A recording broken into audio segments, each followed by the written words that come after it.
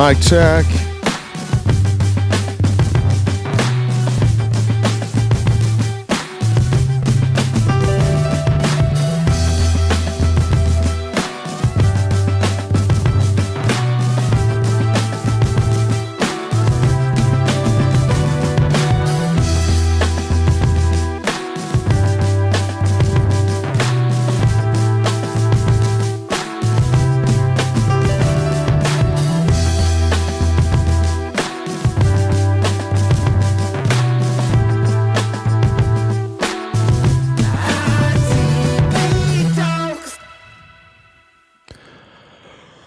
There we go. There we go. Sorry about that. It was a tough start to the day. It's been a weird day. It's been a weird 24 hours for me. I'll have some updates for you guys coming up on what we talked about yesterday. The video that I made about Mr. Jones. A lot of people have responded to that. And there's a lot more people that are coming forward with stories. And so for the last, I don't know, until about 11 o'clock last night, I was on the phone. I've talked to, if we're just full disclosure, I have talked to Mr. Jones. I have talked to some people who have done business with Mr. Jones. And the story's far deeper than we thought. Or maybe not than we thought. I think it's far deeper than I think most people think. So, and your normal AirPods. Yeah, these are actually Samsung. It's been a bad week. I'm just going to be honest with you. As I broke my headphones last week, the black ones. I broke them as I was walking away from my computer. They were still plugged in. I walked away. They caught on my leg and they bent. And then I went to the store. I went to Walmart to get some new headphones. And I bought new headphones. And Apple actually has come out with a set of headphones that is USB-C, which I needed. And so I was so excited about that. And I went with my daughter and I got her, some sort of Barbie thing. I don't remember. And I got home and somehow between the time I left and the time I got back, I lost those headphones. So then I had to order these headphones overnight and get them here.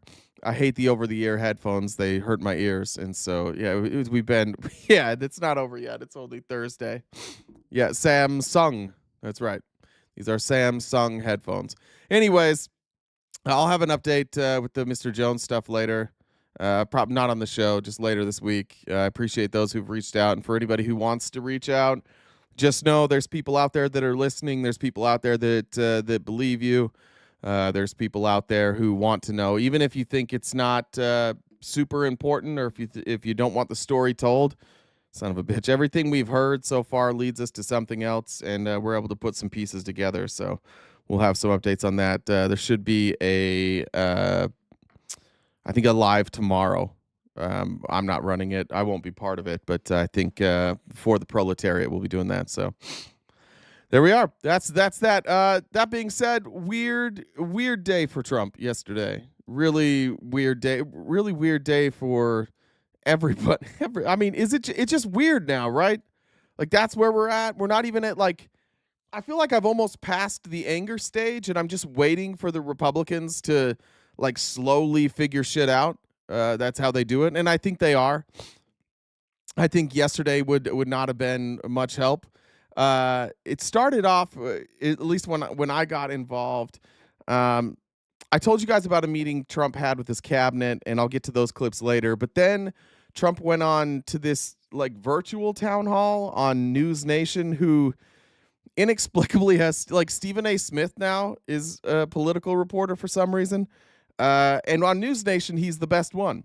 But I want to show you some clips that show just how Trump's lost it. He lost his fastball. This isn't even like the previous Trump. This is really unhinged shit. It's really bizarre. Trump just had a weird fucking day. Weird couple fucking days. And I think the thing that Trump can't do is he can't stop talking. So any other politician, they would just stop. Their advisors would be like, all right, every time you open your mouth, you're hurting yourself. Trump can't, and he also can't be told no. And so I guess in a way, I'm grateful that Trump is such a media whore because we get to watch him unravel in real time. Okay, so a series of rough polls this week. This is Bill O'Reilly sounding rough. Just here we go. We got Bill O'Reilly, who was fired for sexual misconduct. We have Chris Cuomo, who I believe was he fired for the same reason, or he was fired for covering up his brother's sexual misconduct. And Stephen A. I don't know if he has any allegations, but great job, great job, News Nation. And I'm wondering how you process that. Does it hurt your feelings when you see numbers come in that are not what you'd like them to be? Well, first of all, they're fake polls. That's and right. If you take a look at the polls, they interviewed more, and for the most part, they interviewed more Democrats than they did Republicans, which is ridiculous and unfair. I covered that the first time. It's not true. What they do is they try and get 3 equal parts. They try and get independents, Republicans, and Democrats. And sometimes it'll be skewed one way or the other, but it's not like they have this group of people that they can pick from. Like they're doing a poll, so a lot of times it's just like how many people they can get on the phone, and then you try and even it out as much as possible. And that's how every poll runs. You can go back and look at any poll from the last election, even the polls that show Donald Trump doing well, you'll see like in thirds. It'll be like a third independent, a third Republican, a third Democrat. And that's simply because a lot of people, even though they vote one party, they identify as independent. And Democrats aren't voting for Trump. And you look at him, John McLaughlin, who's the most respected pollster, said I'm at 50, 55, and maybe even higher than that. And he said that these polls are largely fake. When you look at the New York Times, when you look at the Washington Post, ABC, they predicted I was going to lose Wisconsin by 17 points, and I ended up winning Wisconsin. They predicted I was going to lose the election, and I ended up winning the election. They're fake polls, number one. And I think it's a very important thing to know that and to understand it. And because polls are no different than fake writers or journalism, and it's not a pretty thing when you watch. So when you say, am I bothered by it? If I was, I'd be really helped by the fact that in the election, we won in a landslide. We won the popular vote. We won the swing states. We won the districts, 2,750 to about 505. All right. So first of all, a couple of things. One, I don't know who the fuck John McLaughlin is. I don't know why they say John McLaughlin is like the most respected pollster. I've never heard of him. I'm sure he's good. Who does he work for? Leading Authorities, McLaughlin and Associates. I don't even know who he works for. I mean, I'm sure he's fine. I'm seeing Trump getting mad. Like I see, if I search him, I just see Trump talking about how great he is all the time. Who is John McLaughlin? I don't know who he works with. Anyways, Trump says he said it's 40 or 50 to 55%, and even maybe even more, which is a wild thing to say. Nobody talks like that. Only you talk like that. But of course, we're just going to go after the polling. Are we going to answer any questions here? Are we gonna talk about what the polling is indicative of? Probably not. We're just going to go after the pollsters, and we're going to talk again every single time. We won in a landslide. No, you didn't. You won in historic fashion. No, you didn't. The polls were wrong. Not very wrong. They like barely off. Every poll that had Trump losing, that he won, he was within the margin of error. That means all those polls were right. Just so we're clear. Like if a poll says that that Trump is 49%, Kamala is 50%, they're not predicting the amount of voters. They're predicting the amount of times if they ran that election that Trump or Kamala would win. That's what the prediction actually is. So if you have a 51 to 49 and then you win 51 to 49 the other way, you're within that 4% margin of error, right? So the polls weren't wrong. I think this is a silly thing that we do, and it's a silly thing that we do as a way to deflect from discussing real issues. The real issue is Donald Trump is deeply unpopular in a lot of categories. He's deeply unpopular on the tariffs. He's deeply unpopular on eliminating due process, and he's deeply unpopular with his rhetoric. That's just reality. And what they do every single time is they just tell you, look, we won. This is what you voted for. Nobody voted for any of this. I'm so goddamn tired of Republicans being like, this is what I voted for. No, it's not. You agree with it. Stop saying you voted for it. They didn't tell you they were going to do this. You could not have voted for this. There was no opportunity for you to vote for this. You voted for a guy. So when you say I voted for this, what you mean is I voted for Donald Trump to do whatever the fuck he wants, and I'm going to support it blindly. But you did not support these policies unless you knew Project 2025 was real and you were lying about knowing that it was real. The only way you knew Trump was going to do these things was if you read Project 2025 and you voted for him to do Project 2025. But nobody says that. There's a handful of people. Now, we knew he was going to do it. We said he was going to do it. And you guys are like, no, he's not going to do that. And now that he's doing it, you're like, this is exactly what we voted for. This is why we did this. No, you're full of shit. You are. You know that you are. I'm just tired of you guys being dishonest with yourselves. I'm used to you lying to me. We're used to that. This is politics. People lie. Stop lying to yourself. You didn't vote for this.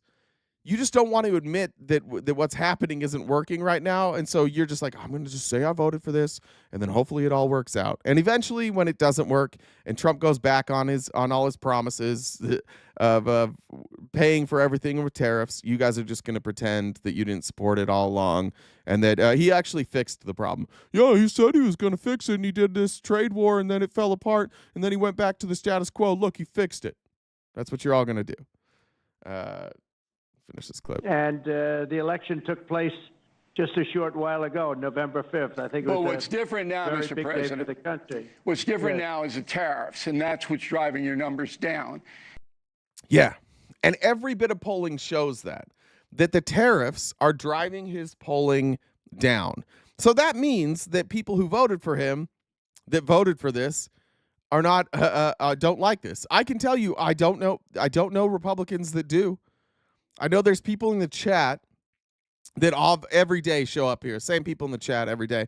Oh, I voted for this. And then we ask you to come up and defend it, and you don't. But think about it. Everybody who's come up and tried to defend, they don't actually defend the tariffs. They're like, yeah, I don't know.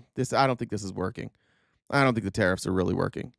I think you guys know that. I think you know that the tariffs aren't working. I think that you're just a little nervous about being so wrong so quickly. I think that's probably what has you guys nervous the most.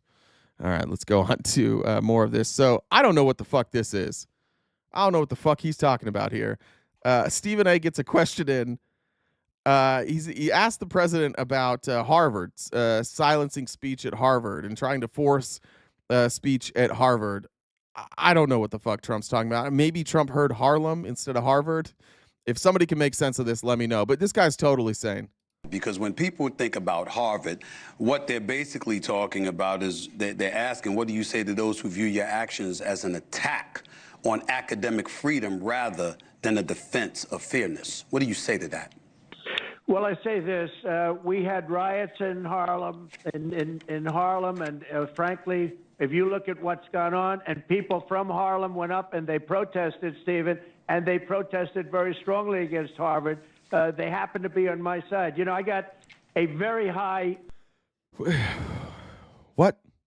Yeah, Big Steph. What? Huh? There were riots in Harlem? Did we miss the Harlem? Did you miss the Harlem? Yeah, the 60s? What fucking year does this guy think this is? There were riots in Harlem. The riots were supportive of me. So the rioters in Harlem went to Harvard. That's a long ass. Let's see what the walk looks like. Let's. I don't know how long that walk is. Let's see Harlem. All right, let's go there, and then we can just do directions, right? Harvard. What kind of walk are we talking about here? From Cambridge to Harlem. All right, so by car, 3 hours 35. All right, maybe they drove. Only a 76-hour walk.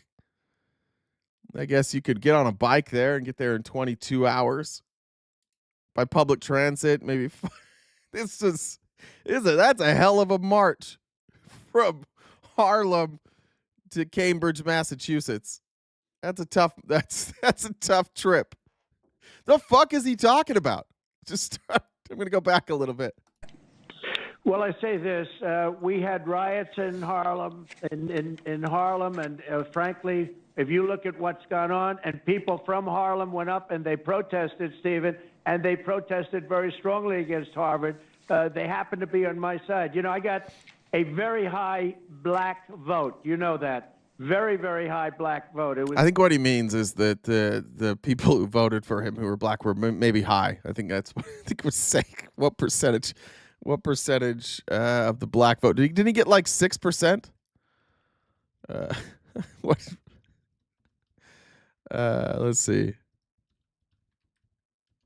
What percent was it? Does anybody know? I know he says 40%. There's no chance that's correct. At best 20%. That's according to an exit poll in battleground states. That's 20% is not a high percentage. Like percentages are always they cap at 100. 20% is not high. That's not a high percentage. It was a very great compliment to me. I did criminal justice reform. I did opportunity zones for one of the greatest economic deals ever for the black and Hispanic community. I got tremendous. They agree with what I'm doing. This is the problem. If this was Joe Biden, every one of these people listening would be like, whoa, bro, what are you talking about? Excuse me, sir. What the fuck are you talking about? We asked you about Harvard, sir. What are you talking about? But with Trump, everybody just treats him with kid gloves. Because and I think it's because if you don't, he legitimately throws a tantrum. But what are we talking about right now? They asked him about Harvard. What in the world? And by the way, at first I'm like, okay, I think he thought Harlem, but he mentions Harvard. He's like, they went from Harlem to Harvard. So I don't know what he's talking about here. I don't know what, maybe he thinks that like the Harvard protests were BLM protests. So he's like, oh, that was, yeah, so I'm going to talk about my black vote. I have no idea. I have no fucking clue how he got to Harlem. With respect to Harvard, Harvard gets $4 or $5 billion a year from the United States government in the form of grants.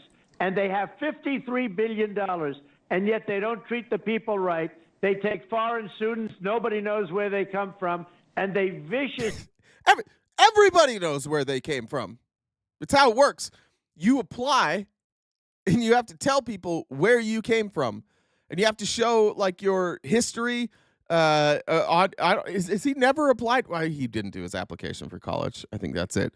Of course, we know where they came from. He always does this, like as a way to demonize immigrants. They take immigrants. That's fine. Nobody knows where they came from. We all know where they came from.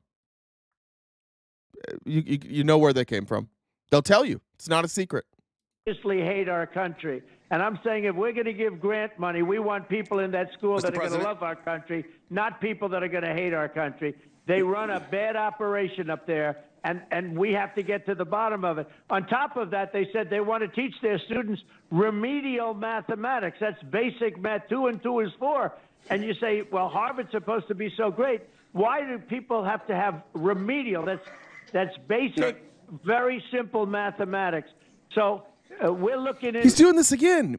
He thinks that people are teaching basic math in college. He did this last week too. When he's asked about a college, then he talks about like how we don't even have remedial math. We don't even have competence in basic math. Listen, you're not getting into Harvard without basic math. I promise. Nobody's getting into Harvard that can't do math. What are we? Yeah, that's a good point. If we hate Trump, we actually love America. That's what he really is saying. And I wish that any of these people would have some courage. What do you mean? What do you mean hate America? Hate you? That's fine. They're allowed to hate you. Hate your policies? That's fine. Pro-Palestine? That's fine. Pro-Israel? That's fine. What are you talking about? This is the least free speech president ever. He's just stripping money. Like, I don't like Harvard because the people that go there don't seem to like me very much. And then you dumb dicks get up here and like, yeah, he's got a point, you know. Listen, I don't know how to explain this to you guys in any other way. The reason that people who go to college don't fucking like your president is the same reason they go to college. Because they're educated. They want to learn new things. They want to experience new things. They have diverse sets of friends. They go to college where there is diversity. And when you wind up in a place where there's diversity, you don't wind up liking Republicans. If you don't believe that, then show me a diverse place where Republicans win the vote. Anywhere. Show me one place in the country. Not a state, a city, right? Because states can be like Georgia, for example. There are spots in Georgia that are diverse. There are spots in Georgia that are not. Show me a diverse place in the country that votes Republican. I'll wait. It never fucking happens. You guys don't understand why people turn on you. You don't understand why people get progressive. You don't understand why people turn woke. They turn that way because, unlike you, they leave their little cocoon and they experience other things and they have real discussions. That's where diversity comes from. So he's just upset that people leave their cocoon and then they find out that he's just a racist dumb dick. The economic professors at Harvard are like, yeah, tariffs are paid by people in the country that issues the tariff. And he's like, I don't like, why is Harvard going against America? Harvard doesn't love America because they're saying the opposite of the president. It's a lack of education. They want to dumb down Harvard. They want to dumb down education. They like you guys because you're dumb. If you find yourself agreeing with Donald Trump, if you find yourself being praised by Donald Trump, it's likely because you follow orders and you don't question anything. You just yes sir, and you move on. To Harvard, but we give them billions of dollars a year. And that may very well stop. And that's up to the president. It's up to our government. We don't have to grant them money. We can grant that money to people that really need it. And frankly, people that you'd rather have me give the money to, Stephen. Mr. And then he does this one thing Trump's doing a lot more now is he's telling people what to think. Stephen, you would like this. This is what you would like, Stephen. I don't know if Stephen would like that. Just a reminder, we are crowdfunded. We have PayPal, Venmo, Cash App. I will read anything that you send within reason. Let's not get it taken down. But we do have a gift goal to keep this going. It's going to be, just if we're being real honest, it's going to be a long fucking weekend for me. So anything that can be said would be greatly appreciated. Nomadic Introvert, thank you for the donation there. Natalie says, why do you need an extra pair of socks when golfing? In case you get a hole in one. Oh, that's kind of adorable. I've never had a hole in one. Never. Which I've played enough golf that I should have had a hole in one. And I've never even been like particularly close. I mean, I've been within like a foot or two. Never had a hole in one though, ever. It's because I hit the ball high. Fun fact about golf. People who hit the ball high don't get hole in ones nearly as often because their ball lands soft and it doesn't roll. So you never get like that ball that rolls up past the pin and hits the pin and goes in. So the only way you get a hole in one if you hit it high is if you hit like a perfect shot. If you don't hit a good shot, but you hit it low, there's more chances to get a hole in one. Just a fun fact about golf. Hole in ones are not a good way to judge how good somebody is at golf. In fact, a friend of mine who just passed away, I love him. I miss him dearly. I think he had like 32 hole in ones. And he was legitimately the worst golfer I knew. Paulie 2 times, we called him. Shout out Paulie 2 times. But there's a fun fact for you. If somebody says, I'm good at golf because I have this many hole-in-ones, it doesn't really matter. All right. So there was Trump talking about Harlem and Harvard. I don't know why. Then we're going to move to Trump's cabinet meeting, which was just as insane. Here's Trump just telling people, like, now we're just openly telling people now, like, sorry, everything's going to cost more. Why? Well, because we don't like China. We just don't like China. And so everything has to cost more. Here's what he's saying now. Like, make sure you show this to your kids around Christmas time. Why can't we have more presents, Dad? Oh, this guy said we don't need more presents. This guy said it's okay. You're just fucked. Mr. President, When will you President. speak to President Xi of China? When will you That'll speak to happen. him? I mean, look, right now, and I told you before, they're having tremendous difficulty because their factories are not doing business. They made $1 trillion with Biden, $1 trillion, even $1.1 trillion with Biden. So, Maybe 1,000,000,001. He cannot. This guy. I just think we all need to start seeing Trump in the patterns that he speaks in. Donald Trump will give you usually a fake number, and then he'll give you a fake number that's even bigger, and he'll convince you that the real number is always wrong. The real number is actually much bigger, but he's telling you the real number. I don't know what they made off of importing or exporting goods to the United States. But that was a weird change. He does this every time he's lying. Trump would be a horrific poker player because Trump has a tell. And Trump's tell every time that he's lying is to lie and then make that lie just a little bit bigger. us stuff. Much of it we don't need. You know, somebody said, oh, the shelves are going to be open. Well, maybe the children will have $2 instead of $30, you know? And maybe the $2 will cost a couple of bucks more than they would normally. But we're not talking about something that we have to go out of our way. They have ships that are loaded up with stuff, much of which, not all of it, but much of which we don't need. Guys, you don't need it, okay? You just don't need it. Let the president be in charge. The president will determine what you need, okay? I'm sick and tired of you guys thinking you need things that the president says you don't need. All these things loaded up in ships that are coming to so that businesses in America can sell them, you don't need them. Just ignore it. You just don't need them. This is freedom? Bro, what the fuck are you doing, Republicans? Honest to God, what the fuck are you watching? This guy's just telling you, like, what? It's just, you don't need it. Yeah. We don't need it anymore. We don't need anything. What else don't we need, Mr. President? Tell us, please, what we don't need. All for what? All for what? So that you can have a doll manufactured in America? How's that make your life better? Honest to God. Republicans, you're welcome to come up today. I would love to hear from fucking all of you today. How does that make your life better? My doll's made in America. Terrific. Your kid doesn't give a fuck.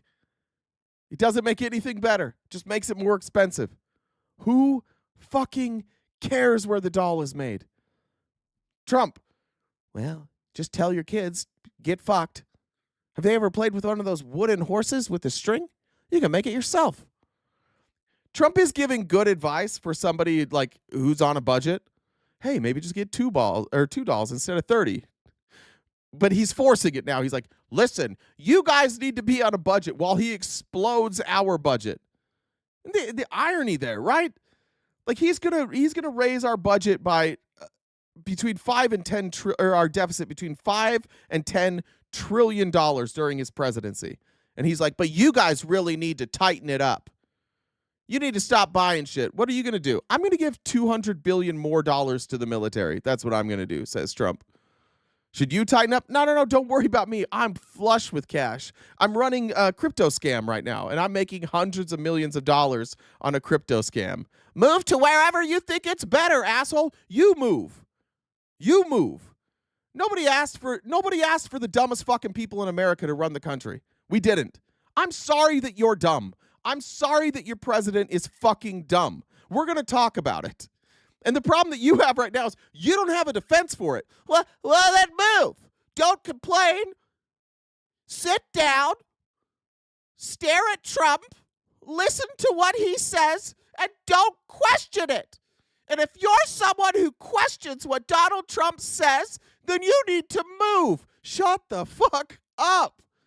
God damn, you guys are dumb.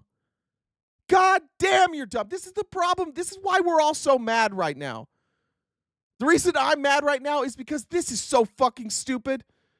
You would never let this person make any decisions for you in your life. If this guy was the owner of your business and you weren't deathly loyal to him, you'd be like, God, I got to get a new job, man. I got to get a new job. I can't follow this guy. He's just stupid. And you guys don't want to admit that he's stupid, so instead you just like get in your... Hey, you guys are complaining way too much. This is all you guys do. Yeah.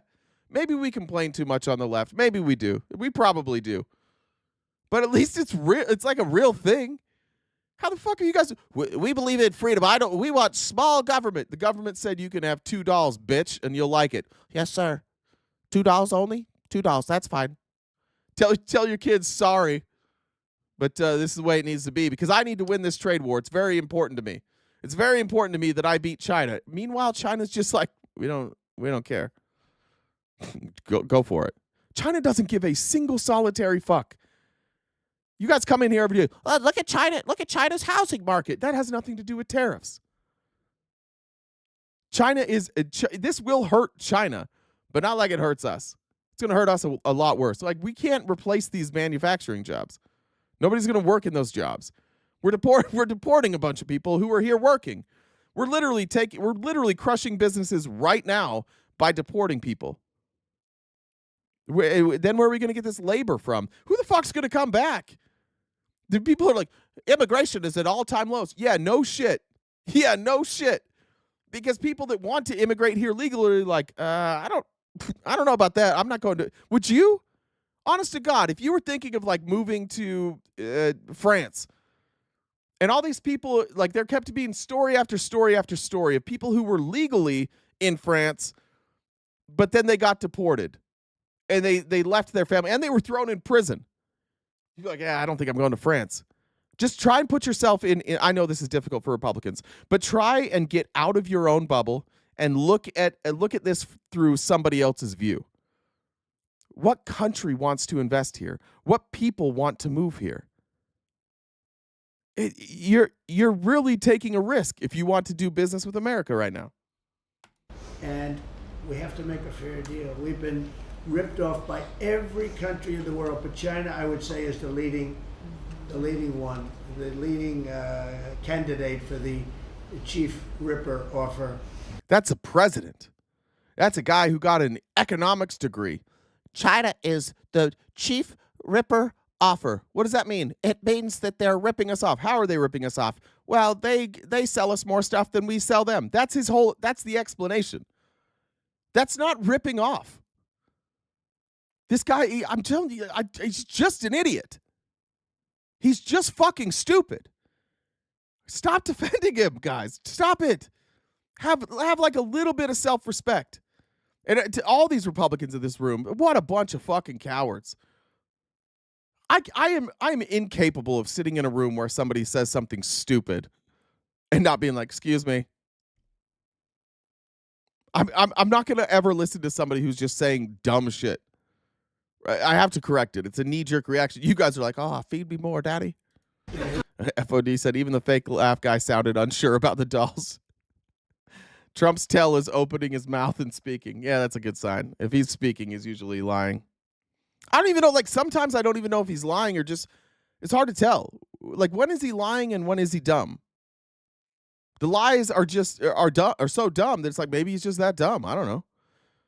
You think every time I hear one of his lies, I'm like, nobody will believe that. And then sure enough, I start my show and I got 200 Republicans in here going, yeah, that's actually true, you know.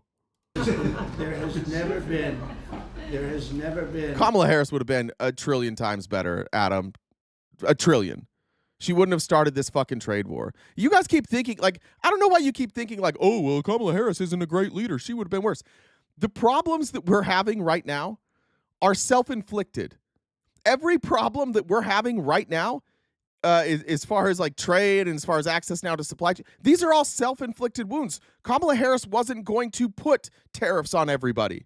So yeah, literally, if Kamala Harris had come in and taken a nap for 100 days and not said or done anything, we'd be in a better position than we are now. The problem is not that there's all these complex things that like Trump's trying to figure out and that, anybody would struggle with these complex things. He's causing them. Like, oh, I hate that there's all this cold air getting into my house. Yeah, you broke the fucking window. Remember when you threw your Xbox controller at the window? That's why it's broken. The problem is not that cold air is somehow getting into your house. The problem is you broke the fucking window. He broke it. We could have a legitimate argument. Like if we want to talk about like Israel or Palestine, I think you've got an argument. If you want to say like, oh, you think Trump's better suited to negotiate with Russia or Israel or Palestine or Ukraine, I disagree with you, but we can have the argument. This doesn't happen under literally anybody else. No Republican ran on this. No Democrat ran on this. Nobody would have done the dumbest fucking trade policy in the history of the world. And then when it's exposed as the dumbest fucking trade policy in the history of the world, double down on it and have so much loyalty from a band of morons that it just keeps going. This would not have happened under any other president. If Donald Trump would have dropped dead on day one and J.D. Vance was the president, J.D. Vance would not be doing this. There's only one person dumb enough to do this, and it's this guy. So spare me that shit. I would take a crusty sock that I found in your bedroom over Donald Trump. Old crusty spunk sock is better than Donald Trump. Literally just doing nothing is so much better than what he's doing. I don't know why they don't just put him in a room in front of a microphone and pretend that he's talking to someone. Just tell him you're doing an interview, dude, and just let him do it. And then don't put anything that he does into effect. All his executive orders that he doesn't know what he signs, just don't do them. Let him sign the executive order and then don't push him through. Somebody's got to give this guy like a fidget spinner or some shit. I think a Rubik's Cube's probably too much. Can somebody teach him how to play solitaire or video games? Minecraft? What's the easiest video game to play? Maybe he could get really good at Rocket League, but can somebody distract this fucking guy? I'm to the point now that every time I see Trump golfing, I'm like, oh, thank God. Thank God he's golfing. I think we should stop criticizing him for golfing. I think we should encourage him to play more golf. Just shut the fuck up. Please, for the love of God. Go away, shut the fuck up, and things will be a lot better. We got to get this guy on the golf course. He's got to work on that swing. Dude, it's just rage baiting everyone trying to make money off Trump's name. Bro, Trump is literally stealing from you dumb motherfuckers. He's just rage baiting. Yeah, look, yeah, I make my money talking shit about Donald Trump. Donald Trump makes his money scamming you guys, running Ponzi schemes. At least mine's transparent. Hey guys, my name's Jay. This is my show. I am completely crowdfunded. If you give me money, I will read what you say. How's that not better than what Trump's doing? Trump's just like, buy my cryptocurrency, and you might get an opportunity to meet me. This dude's literally hawking merchandise on his desk. Hey, by the way, like, it's old. You guys show up with the same shit every day. The same shit every day. You're gonna criticize me, but not Donald Trump. We got these incel boys in here. Don't talk about our king that way. What are you worried about me for? What the fuck are you worried about me for? I'm a nobody. Why don't you worry about the president? Why don't you worry about that? When you guys have the guts to come up and defend any of this, great. But all you guys just sit there in the chat and cry because you're in a cult. I don't how many more dumb videos do I have to show you? Here's more moronic shit out of this administration. Here's the fallout after. This is the thing, like, even Republicans that are intelligent, they can't even sound intelligent with Trump because everything he does is so goddamn dumb that they wind up just stumbling all over themselves. Here's an example talking about Peter Navarro. And the average working class American, and that's what's moving the needle. Hold on. I'm not letting that slip. You just finished saying Peter Navarro, sir, was an idiot. Yeah. Why is an idiot your top trade? Your top trade Not mine. He said. Not mine. I'm talking about Trump. I'm talking about Trump. Yeah. Why is it a quote unquote idiot in that position? And how should we feel about that? So, okay. The problem is the messaging, right? I'm not a Problem is not the messaging. First of all, the problem is the policies don't make any fucking sense and they're hurting Americans. That's the problem. Then the messaging is the second problem. And the problem with the messaging is that every time you guys go in front of a camera, you lie. So the first problem is dumb policy. Second, you lie about the policy. I'm not really a tariff guy, right? Republicans traditionally are not on the tariff thing. I think we're willing to see where this plays out over the next year. And it's going to take a year. The benefit that Trump has given us is he said, look, I'm going to give myself 90 days. He's putting himself in a box. I got 90 days to renegotiate 70 to 100 deals with 100 different countries. That wasn't Navarro's idea. That was Trump's idea. Because he said we have to show America that there's an expectation that this gets resolved, right? That this doesn't go on forever and ever. And if it goes on for a long time, it's going to simply be with China long term. So I think he had bad advice early on. I think there's a lot of loyalty there that he had. God bless him. But bad advice early on, bad messaging long term. So I'm willing to give the 90 days. I think, as you brought up, we don't know where a lot of this is going to end up. I think China is still, to Rana's example, China is still going to be the biggest problem because those are the products that we need to see on the shelves. America has about 90 days. I just want to hear that. Just hear what he's saying here. China is the biggest problem because China has all the stuff we need. I have a solution. Buy it. Buy it. Just buy it. Why are we not buying it then? The real problem here is that there's stuff that we desperately need and China is selling it. Buy it. What are we doing here? See what I mean? Like, this is why people fucking hate politicians, and this is why people fucking hate politics. What are we going to do about all?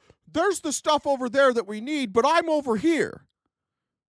How do I get the stuff over there to over here? Well, you just buy it from them. They'll bring it to you. They'll just bring it right to you. I don't know about that.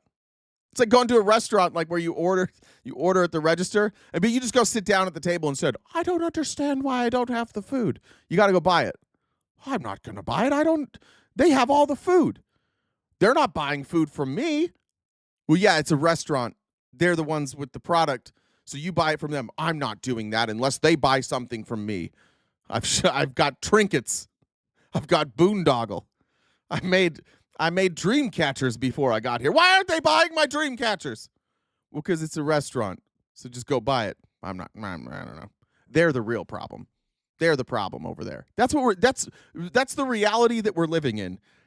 We showed you I showed you the video the other day of like the Chinese boats that are like just sitting out at sea full of stuff. And they're like, yeah, we're not going to go. We're just not going to send this until this dumbass president stops playing his dumb trade wars. So we're over here in America going, hey, we need that. And China's like, hey, we have that. And then Trump says, they're the bad guy. You can't have that. And we're like, fuck. But Republicans are like, yeah, that makes sense. Yeah, that does make a lot of sense. It does make a lot of sense that even though we need to, you know what we ought to do? There's things over there that we need. We should spend 5 years building factories to build that exact thing for more money. We should do that instead. That's as simple as this is. And this is why politics drive me nuts. Because this guy can't just say, yeah, he's a fucking idiot. None of you can. None of you can just say he's a fucking idiot. Give me one example in the chat. Republicans, I'll give you a chance. Give me an example of something Trump did that proves that he's intelligent. He won the election. That doesn't prove anything. Give me one example that proves Donald Trump's intelligent. Just give me like a quote, something he said that was really smart. Come up with, Matt, this is new. This happened yesterday. Come up with something new. Okay, this is new. Happened yesterday. Oh, you mean you want me to talk about Democrats? That's what you mean. You're uncomfortable right now. Sit in your uncomfortableness. Sit with how dumb this is. I don't want to cover this. I would love to be talking about real things. I'd love to be talking about healthcare right now. But unfortunately, we've got an idiot. And until you guys realize we've got an idiot here, you can't get a lot done. Because the House and the Senate, they won't do anything. They're just sitting on their hands. Let Trump figure it out. Of pre-buy in it, right? Why do we need to see Chinese products on the shelves? I don't buy China. No, I don't buy it. I mean, Yeah, you do. You want to bet how much that set is made in China? All the electronics that they're using. I don't buy China. I'm a professional podcaster, but I don't buy China. Oh yeah, where'd you get your computer? Where'd you get your microphone? Where'd you get your headphones? Where'd you get the components inside that computer, that microphone, those headphones? Yeah, bullshit. I don't buy China. You do. In all of this now, remember, this is a trade negotiation with China. This is Trump's representative on trade Jamison Greer. Stand ready to engage as Last thing, for the people who look at to kind of put the squeeze on China, negotiating states, because that's the biggest adversary? For me, we're worried about the United affecting normal people in the country. It affecting normal people in this country. Cheaper. All of that is made hurting Americans right now. We want them to have fair trade with China. For a long time, over an hour, it was fix the American economy, having an economy that's fine enough. So for the companies. Yet. Rory's. I think one came in here. What's the scariest plant in the jungle? Bamboo. Brianna says, I've got multiple. I've got multiple holes you could practice your golf on. Also, fuck text. Thank you, Brianna. Appreciate that. Thank you. All right. Is that the accusation from this administration is that children are being indoctrinated by critical race theory and woke ideologies. And when they say that, what they really mean is that they mean that in schools are meant to be inclusive. And so if you are a member, people are being indoctrinated for. Here's Stephen Miller saying, hey, you know that indoctrination that we told you should be so afraid of? Is it frozen for everybody? Stephen Miller's like, hey, we're going to do that indoctrination shit. Here's how we're going to indoctrinate people. Children will be taught to love America. Children will be taught to be patriots. Children will be taught civic values for schools that want federal taxpayer funding. So as we close the Department of Education and we provide funding to states, we are going to make sure that these funds are not being used to promote communist ideology. For any nation to be successful, it cannot teach its children to hate themselves and to hate their country. Two things. One, schools are not teaching children to hate themselves. And two, communism is not anti-American. There's no indication of which economic theory we should live under in our Constitution. Sorry, we got to look at some. This is a weird thing that all of them are doing. What they're saying is, and Stephen Miller is saying, in my ideal version of America, this is what will be taught. When he says children will not be taught to hate themselves, what he's talking about is families like his and families a lot of times in the South. They idolize the people that came before them. They idolize their forefathers, and all of our forefathers were shitty compared to now, and that's always going to be the case, right? When people look back at our time on Earth 100 years from now, we're mostly going to look shitty. Okay, and here's why. If you look back to the founding of our country through the end of slavery, everybody in this country was either pro-slavery, indifferent to slavery, or they didn't like slavery, but it existed and they didn't do anything about it. Then we had the Civil War, so then there's like, okay, well, some of these people are against slavery, some aren't. Some people that fought for the North were still pro-slavery, but they were fighting for the North. I'm sure there were people in the South that were anti-slavery, but they were fighting for the South. But at the same time, like we still had people who were mostly racist. And the solution at the end of that was not to make everything equal. It was you had the 3/5 compromise, and you had segregation. So even coming out of the Civil War, like those people still weren't very good. And people are going to look back 100 years from now, and they're going to look at the way that we handled genocides.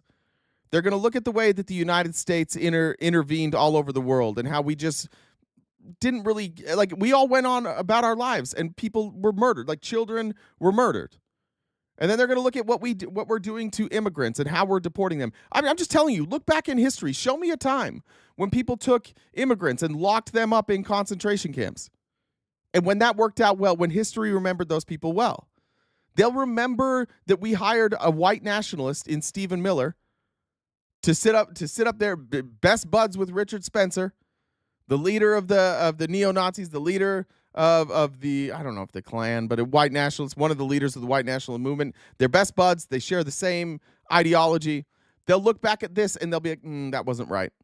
Just the same way that we all can look back now and most of America agrees that opposing marriage equality was wrong. This is always going to be the case, and it should be the case. We should always be able to look back 10, 15, 20, 30, 40, 50, 60 years and identify the places where we weren't very good. And it's important to understand that, because then going forward, we might be able to have a more peaceful society. And we do. The world is more peaceful now. What Stephen Miller doesn't want is for his racist ancestors to be called racist, because he doesn't believe his racism is a problem. So now they're saying we are going to force schools through the powers of the federal government to teach people only what we want. And if you are taught that our founding fathers were racist, that they supported slavery, you can't teach that in school, because it's important to worship our founding fathers. Y'all got daddy issues. I think I'm pretty sure that's what MAGA is. Like, you guys are just a bunch of people with daddy issues. If you're being honest, be honest. I bet you didn't get a lot of affection or attention. It was like, be tough, no crying. You got to work hard. I work for the man. Work 60 hours a week. Right? And so not that all those things are bad, but that's what you were taught. You're taught that the world, and that's because your parents were taught by cold parents too. So when you see these people who speak as authoritarians, it reminds you of your dad. And so you just naturally follow, because your dad probably led your house. That's what MAGA is. It's just a bunch of grown-ups with fucking daddy issues.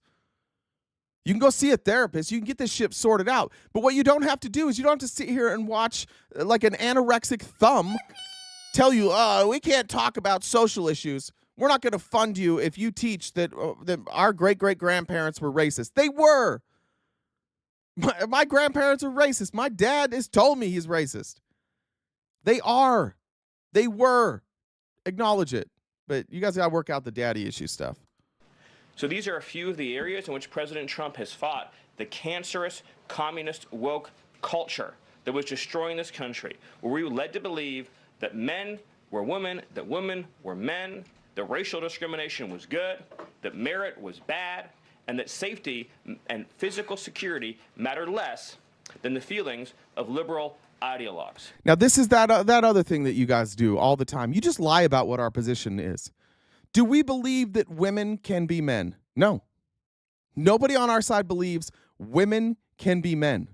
We believe trans people exist. A woman cannot be a man, right? And none of us believe that.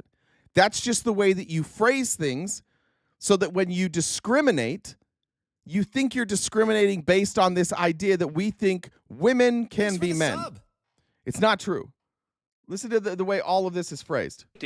And physical security, the racial discrimination was good. You think we think racial discrimination is good? That's what we think? Yeah, you guys think that we think racial discrimination is good. What he's saying here is he's talking about affirmative action, and he's talking about application. And I don't know a single person who thinks that if you abuse affirmative action and you use affirmative action to elevate somebody who shouldn't be elevated over somebody who's completely qualified, and you do it on the basis of the race. I honestly don't know anybody who thinks that. I'm sure those people exist. But which one of our politicians ever advocated for that? This is the game that they fucking play with you. I don't know why you fall for it. Stephen Miller wants segregation. That is his viewpoint. What the fuck are we doing if we're going to allow this guy to tell you, and this is what Trump and Stephen Miller, they all do this. They tell you that our viewpoint is something that it's not. So when they do what they accuse us of doing, you don't care. That's all that's happening here. They always lie. Just once, I would love to have one of you guys understand what we actually believe. Don't tell me I don't understand what you believe. I understand what you believe better than most of you do. We get what you believe. We get it. We're not lying about that. What are we lying about? You guys just allow yourself and by the way, why are you following this guy? What about Stephen Miller has elevated him to be a thought leader in your minds? One thing only. I can tell you, you guys didn't give a fuck about Stephen Miller. Stephen Miller got canceled by you guys, by our side. When I was a Republican, Stephen Miller was fringe. People didn't want to bring Stephen Miller around. Nobody brought Stephen Miller around until Trump. He was too crazy for Michelle Bachmann. Remember Michelle Bachmann? Oh, Looney Tunes Bachmann? He was too crazy for her. And then Trump brought him around. Why? Because he speaks in ways that Trump learned. Trump was brought up in a neo-Nazi adjacent household. Let's just call it that. If we're going to be fair to the Trump household. I don't think that there is evidence that his dad was a Nazi. I think there's evidence his dad was a white supremacist. He did get arrested at a Klan rally. I think that if you read the books about Trump's childhood from members of his own family, it's pretty clear his dad was a white nationalist. It's pretty clear his dad's views on eugenics. It's clear what Trump's views are on eugenics. Trump believes that your genetics determine your intelligence. He has said it over and over and over again. So we're talking about a white nationalist here who's being, at the very least, Trump was raised as a white nationalist. Without saying it, and this is one of those things that I do think you guys just let yourselves be lied to about this shit all the time. White nationalists always lie. If Tex is here, Tex will be in here, and Tex will probably message me and say that Stephen Miller has Jewish heritage and Jewish people aren't white, therefore he can't be a white nationalist. And Tex did the same thing. Well, I think he had, I don't remember what his nationality is, but or maybe it was his wife. I don't remember. They'll always do this thing like, oh, I can't possibly be a white nationalist because I have Hispanic blood. You can. There were Jewish Nazis. Happens all the time. There were black slave owners. What they try and frame is like, if they don't show up every day in a hood and say we have to have segregation now, then they're not a white nationalist. That's how they set up their identity. They're like, no, I'm not a white nationalist. I just so happen to believe the exact same thing as the people who admit that they're white nationalist beliefs. Again, show me the difference between Stephen Miller's beliefs and Richard Spencer's beliefs. You won't find any difference. They were buds at school. They went to Duke. They wrote at Duke. You can go read the stuff they wrote. They're white nationalists, both of them together, prominent white nationalists. And Stephen Miller, the only reason Stephen Miller even made a name for himself is because when you remember the Duke lacrosse guys, like they were definitely set up, they were lied about, and you had that whole sex scandal, and they wound up being innocent. Stephen Miller, before any information came out, before we knew the details, Stephen Miller was all over right-wing news saying like these guys are innocent. And I just want to say this, like, I don't think somebody should get credit for that. I don't think you should get credit. Like if a news story breaks and you're not involved in that news story, and you say this person is innocent or this person is guilty and you wind up being right, that's called a good guess. I don't think you should get credibility for that. You don't get credibility for good guesses.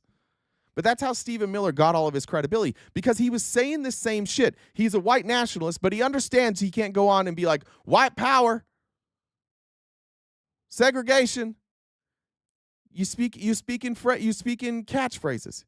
You talk about the culture of our country, the history of our country, loving American. Now they'll say things like our Western European culture.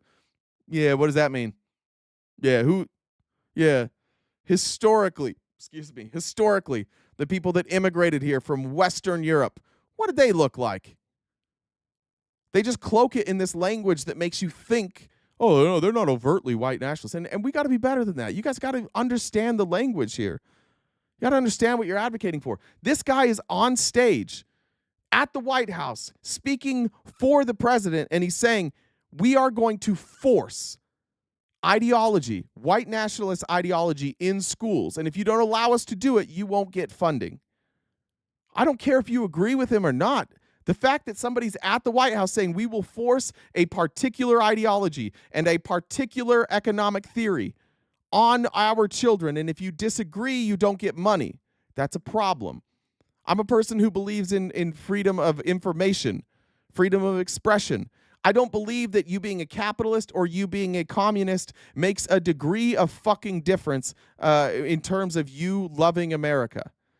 The communists I know that are here in America, they believe that communism is better for America. And the capitalists that live here, they believe capitalism is better for America. But both of them are doing the same thing.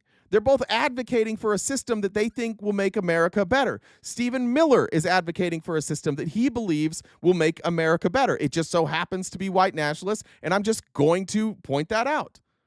I believe he has the right to say it.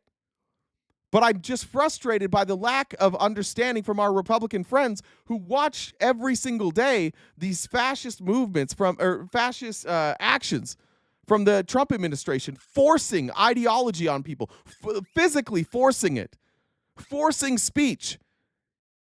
And every one of you go, what about Facebook? How come 90% of the people in education are liberal? How come 90% of the news channels are liberal? You're not forcing it? That's not force. None of that shit is force. But they just tell you it is. Yeah, they forced it, so we have to undo it by forcing our way. It wasn't force that made people liberal. It was education. It was exposure. They don't want you exposed to these ideas. That's why they're demonizing immigrants. They're talking about all this violent crime while we're at historic lows for violent crime. It's a fugazi. None of this is real. This is all a white nationalist smokescreen. Tell me the things that are real. Are we under attack? Are we being invaded? We sure as shit aren't. In fact, if I'm gonna, you don't care about our children. If I give a goddamn about children, I'm shutting down churches tomorrow. Republicans, if there's any of you who think that you are open-minded, I want you to Google man arrested for sexual abuse and just count. Just add them up. How many are immigrants? How many are white? Look at the percentages. How many of them are from red states? What you're going to find out is the overwhelming majority of people who are abusing children are white, they are Christian, and they live in red communities. Overwhelmingly. And yet somehow you've been convinced it's immigrants that are the problem here. It's because of rhetoric like this. There's a movie, I highly recommend this. Let me see if I can find it. Netflix.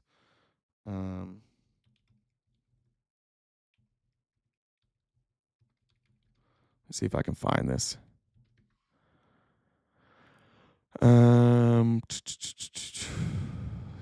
Somebody help me on this. There's a I think it's a Netflix documentary. It could have been Hulu. And it's about some parents in Idaho. Let me see if I can find this. There we go. It's called Abducted in Plain Sight. I don't know if it's still on Netflix. Here's the Rolling Stones article about it. This is a story called Abducted in Plain Sight. And what this is it's a story of this young girl, Jan, and this guy, his name's Joe Burcheld. Joe was a member of the Mormon Church, and so was their family. And Joe held positions of power in the Mormon Church. And because of that, they believed that Joe was a good guy. Joe, for years, sexually abused this young girl. For years. And then, when her parents found out about it, Joe manipulated them and used his proximity to the church and used the doctrine and wound up, this is crazy, I don't want, not a spoiler, but wound up sexually abusing the wife or the mother and the father and convinced them that she was safe with him. Now, all of that, the only way that happens is if you are conditioned to believe in leaders, that you are conditioned to bow down, to be subservient to leaders. This is why Donald Trump can't occur on our side. Donald Trump can't be an obvious non-Christian and manipulate a bunch of Christians into thinking that he's a Christian on our side. Because those values aren't things that we can be easily duped by. Everybody has them. Everybody has values that can trick you. Look, we're talking about Mr. Jones right now.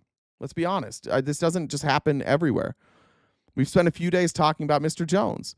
Mr. Jones was able to get away with a lot of shit, with theft, with abuse, with manipulation, and he was able to do that because Mr. Jones talked about issues that were that were close to us, issues that we care about. And he held himself up as a representative of somebody that should be trusted, and so a lot of people trusted him. We can talk about Ben Dowd Arrow, another lefty, just so we can be honest about this, that this isn't just a right-wing thing.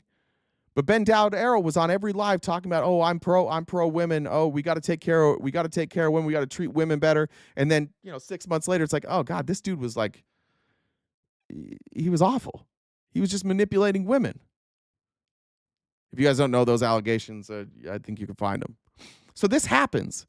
But that's what Trump and Stephen Miller are doing to you. They're saying things that you've never said. They're doing things that you've never thought. And then they're convincing you that these are the right things and that you actually do think these things. We've got one problem we have in America, maybe more than any other country, is our ability to be manipulated. And other countries recognized that long ago. Russia recognized that long ago. There's a reason Russia interferes in our election. There's a reason that Russia oftentimes is on both sides of an issue. When you wind up seeing like how they spread propaganda, you'll see they'll like instigate things and then they'll accelerate it on one side and they'll turn it into a big issue. And we often get sucked into issues that honestly most of us don't fucking care about. I think my view when it comes to like rights for trans people, it does not affect my life in the slightest. And I don't think it affects your life in the slightest. But somehow it became this massive divisive issue that should be settled on local levels. People are people. Every situation is different. Nobody tried to pass like mass legislation that said all people can, all men can participate in women's sports. All they have to say is that they're a woman. Nobody tried to do that. Nobody wanted to not protect women. Women were being protected by the organizations that they competed in. You might disagree with some of the organizations like the NCAA, and you can go have that discussion. But it turned into this big national issue, right? It turned into this big thing where we were arguing the existence of trans people. None of us have really been arguing like what are the actual effects on trans people and on the sports that they play. What are the actual effects? Almost none. Negative effects from trans people on sports, almost none. Like the best example you guys came up with, Riley Gaines tied for 5th place. Right? But it became this issue where, and I think that on our side we had too many people who wanted to capitalize on that, and so you'd hold live after live after live, are trans women, which I think in hindsight really fucked up the whole conversation. Who gets to have that debate? Why are we having that fucking debate in the first place? We should not ever be debating, is this person a person? Yep. Yeah, they're a person. That's the debate. The debate should have been, how do we make sure that sports are fair? That's the debate. And we can have that debate, but we didn't. So instead they tell you that like, oh, we just want to take away what a man is, what a woman is. We want to change these definitions. We want to turn your kids trans. No, we didn't. All we wanted to say is like, stop demonizing people. Stop othering people. Why the fuck is 1% of the population being talked about every fucking day? And the debate every day is, are these people, do they have real value? Do they have the same value as somebody who is cis? It was the dumbest fucking thing we ever did. And you know who was egging that on behind the scenes? Russia, China, political parties. The divisiveness is you can capitalize on it here, and other countries capitalize on it too. And then we become so divided. We got so divided that Russia was able to accomplish their goal. Russia's goal entirely was to split us so that the United States no longer had a check on Russia. They were tired. We were uniform. We all agreed, no Russia, Russia bad. We all agreed on that. And Russia knew that there wasn't a whole lot they could do to just like convince us that they were the good guys. So instead what they did is they created these controversies and they dumped gasoline on every one of these fires until the fire exploded. And then you started seeing, if you're a conservative, then what did you start seeing? You started seeing your idea mimicked by Russians. And you're like, oh, same team. And it wasn't that long. Then we got Tim Pool and Dave Rubin out there. We're like, well, you know what? Russia's actually the good guy. Ukraine's the bad guy. And for us, we're like, how the fuck did that happen? And I would just ask you to be honest. How did it happen? Why did Tucker Carlson do that whole video? Why did Tucker Carlson go to Russia and be like, look how clean this is. Look how cheap the grocery store is. Oh my God, look at the public transit. Everybody said Russia's bad, but is that true? Maybe Russia's really good. Who paid for that trip? Do we know? You got to stop being dumb. And it really does start with, you have to look at the people on your side of the aisle and you have to say, who's lying to me? He's lying to you. Stephen fucking Miller is lying to you. He's a white nationalist. And none of you guys are willing to just be like, yeah, he's a white nationalist. None of you guys are willing to acknowledge that white nationalists are running this country right now. Our Secretary of Defense, whether you like him or not, set aside the shit. Like, let me just be clear. If you think all of our soldiers need to be very fit and that they need to be aggressive and that we need to have like this military fighting force because you fear for your safety, that's fine. Have that opinion. That's fine.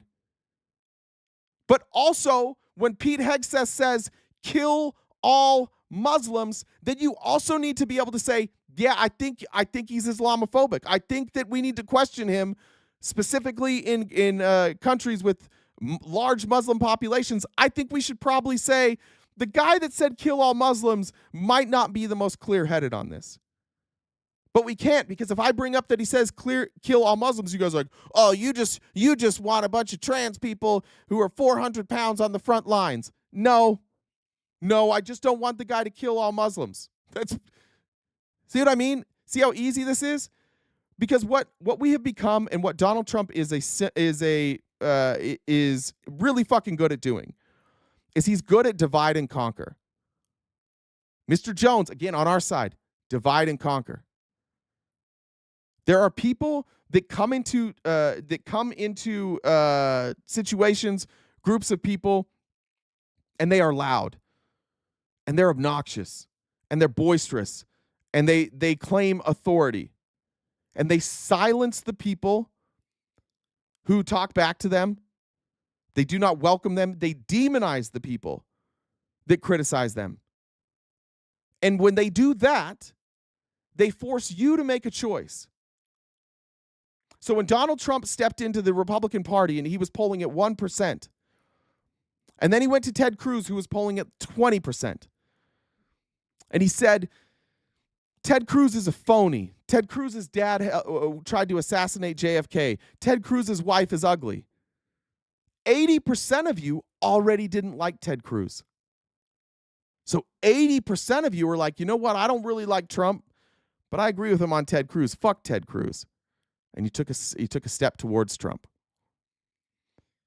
And then when Jeb Bush came up, and Trump went after Jeb Bush, Jeb Bush was polling at like 15%, which means 85% of you didn't like Jeb Bush. It didn't matter that Trump was at 4% now. 85% of you didn't like Jeb Bush. You liked Marco Rubio, or you liked Ted Cruz, or you liked any number of the other 17 candidates that were there. But you were like, you know what? I don't like Donald Trump, but he's right about Jeb Bush. The Bush dynasty is not good for this country. They dragged us into Iraq. They dragged us into Afghanistan. Now you're in Trump. Now you're on Trump's side. When it comes to Jeb Bush or Trump, you're probably going to go Trump. When it comes to Ted Cruz or Trump, it's probably going to be Trump. And then Marco Rubio starts saying Donald Trump is a con man. Donald Trump built his properties using illegal labor, and now he's telling you that he's against illegal labor. He ran a scam university. Every one of his businesses failed. He's been sued hundreds of times. He's lost hundreds of lawsuits. He's left a trail of people left holding the bag. There's all these small businesses that went bankrupt because of Donald Trump. And all of you guys who didn't like Marco Rubio, which was 90% of you, said, you know what? Fuck Marco Rubio. I'm kind of with Trump on this one. And then all of a sudden, Trump's at like 40%. And all of you people, you know this is true. You know, you're like, no, we don't like him. And then all of a sudden, you're on his side. You're like, you know what? I didn't like him at first, but he's telling the truth. You know, he's not afraid to tell the truth about these politicians. And you're right. He was telling the truth about some of them. You're right. Donald Trump wasn't afraid to tell the truth about Hillary Clinton or Marco Rubio or Jeb Bush or Ted Cruz. He might have lied about him too, but he sure as shit wasn't afraid to tell the truth. But he didn't tell you the truth about him. And every time somebody tells you the truth about Donald Trump, he calls them a liar, and he reminds you, yeah, you're going to listen to Lil Marco over there? Oh, that's just his donors trying to get him excited and take down Trump. That's just him having sour grapes because I nailed him with a line in the last debate. And you're like, yeah, that's probably true. Yeah, it's just sour grapes. And you never thought about, like, was that real, though? Yeah, maybe he's got sour grapes. For me, guys, I fucking hate Trump. You guys, everybody's watching here is clear. I don't fucking like that guy. But is what I'm saying true or false? And that's where we're not anymore in this country. We are no longer a country that believes in what's true and what's not true. Specifically you guys. Because your guy doesn't tell you the truth. All he ever tells you is how bad everybody else is. He lies to you every day. I'm going to show you clip after clip. But now that we've had this conversation, I want you to watch. And every time this guy opens his mouth, every time he's criticized for anything, he deflects the blame. And again, as we go through this weekend, as stories come out about left-wing creators, and if they ever address it, watch how quickly they shift the blame. Blame shifters manipulate. And blame shifters get you to believe that they might be bad, but that person's worse. Who cares? Who cares if that person is worse? Let's focus on the thing that you did bad. And they don't do that. They just keep you in this constant state of rage. And yeah, it gets to me too. But you guys are feeling the same thing I'm feeling. I just have a different opinion than you. But this constant flood of shit, you're all feeling it too. That's why you guys run out of shit to say and you're like, oh, dude, you go to another country. It's because you're tired too. We're all tired. We're getting real fucking tired. I'm real fucking tired of people in politics who just won't tell us the truth. Just tell us the fucking truth, would you? Stephen Miller, just get up there and be, I'm a white nationalist. And I don't believe black and white people should live together. I believe we should live separately. I believe that white people are superior. That's what you should demand from these people. Instead, you just let him get away with pretending he's not a white nationalist. You let him get away with blaming everybody else. Check out this. This is North Korea shit. CNN put this together. It's a compilation from that cabinet meeting. And goddamn, if I did anything right yesterday, I nailed this. I told you when we were talking about Jones that what Donald Trump was going to do, because he had a very bad day in the press, that the next thing he would do would bring all of the people who love him and sit them around a table, and they would all just blow him. And this cabinet meeting happened during our live, so I didn't see it.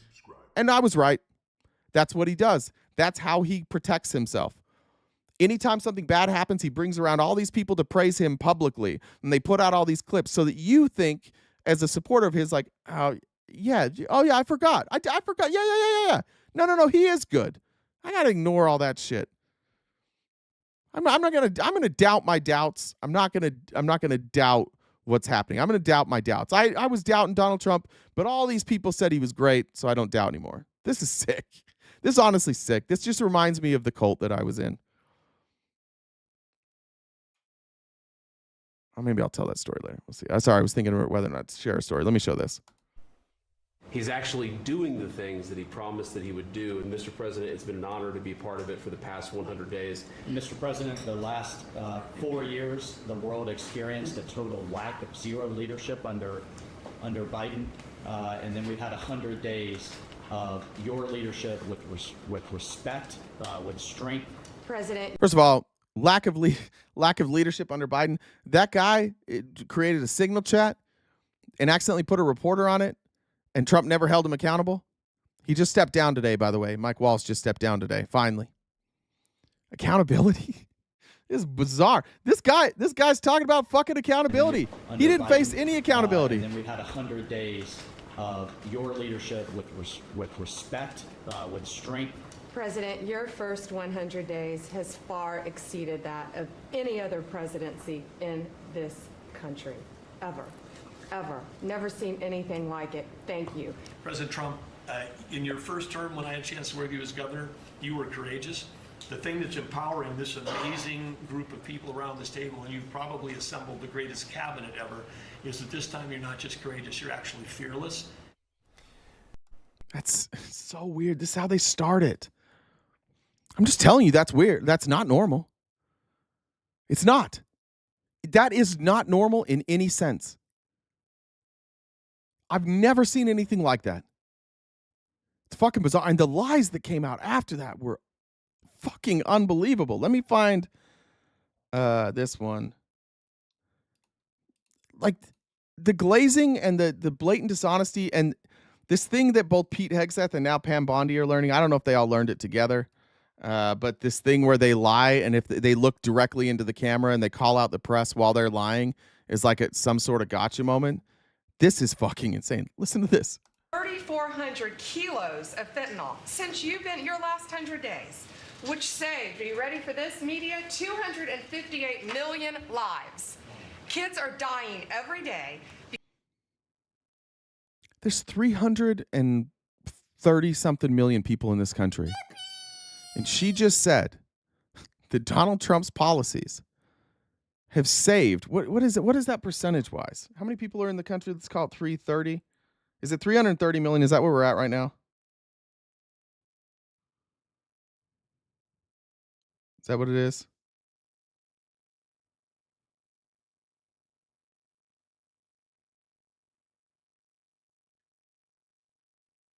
that what? Sorry, I'm doing some math.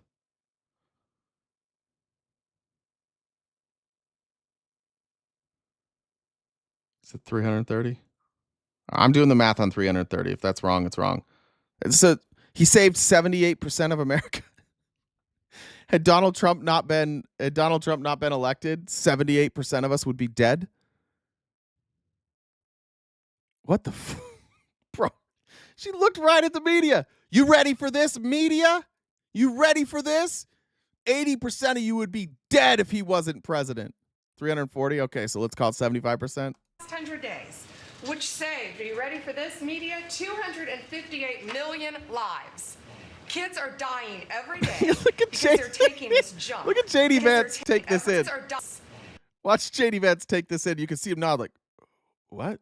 Like JD Vance knows this is crazy. Lives. Kids are dying every day because they're taking this junk laced with something else. They don't know what they're taking. They think they're buying a Tylenol or an Adderall and a Xanax, and it's laced with fentanyl, and they're dropping dead. And no longer because of you, what you've done. 34. Yeah, no longer. No longer. If we would have all been dead, somebody said, no, she's wrong. It's 100%. We'd all be dead. Not 80%. 100% of us would be dead. I mean, look, this is what I'm talking about. And this is what the Republicans are going to do in the chat now. And this is, I want to show this in real time. She said 80% of Americans would be dead.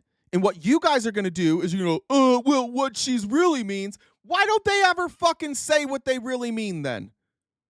How come what they really mean is never what they say?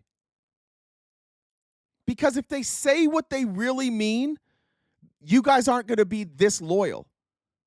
So again, they create this. They know what they're doing. I'm telling you that people like this, they know what the fuck they're doing. They tell you a fake number. And then when somebody says that number's not real, you go, oh, well, the theory is real. No, it's not. No, it's not. But now, because we've just argued about this, you are further on their side. You're more mad at me for pointing out that that's a fucking insane thing to say then you are at her for saying the insane thing. Why do you guys always take it in the worst possible way? I took it in the way she said it. The question you really are asking is, how come when they say things, you don't make excuses for them? Knock it off. This division shit has gone on way too long. I think we should be divided, in all fairness. I think we should have real debate. I think we should have real discussion. I think we should be talking about real things. I think division, I think friction, I think all of that stuff is great.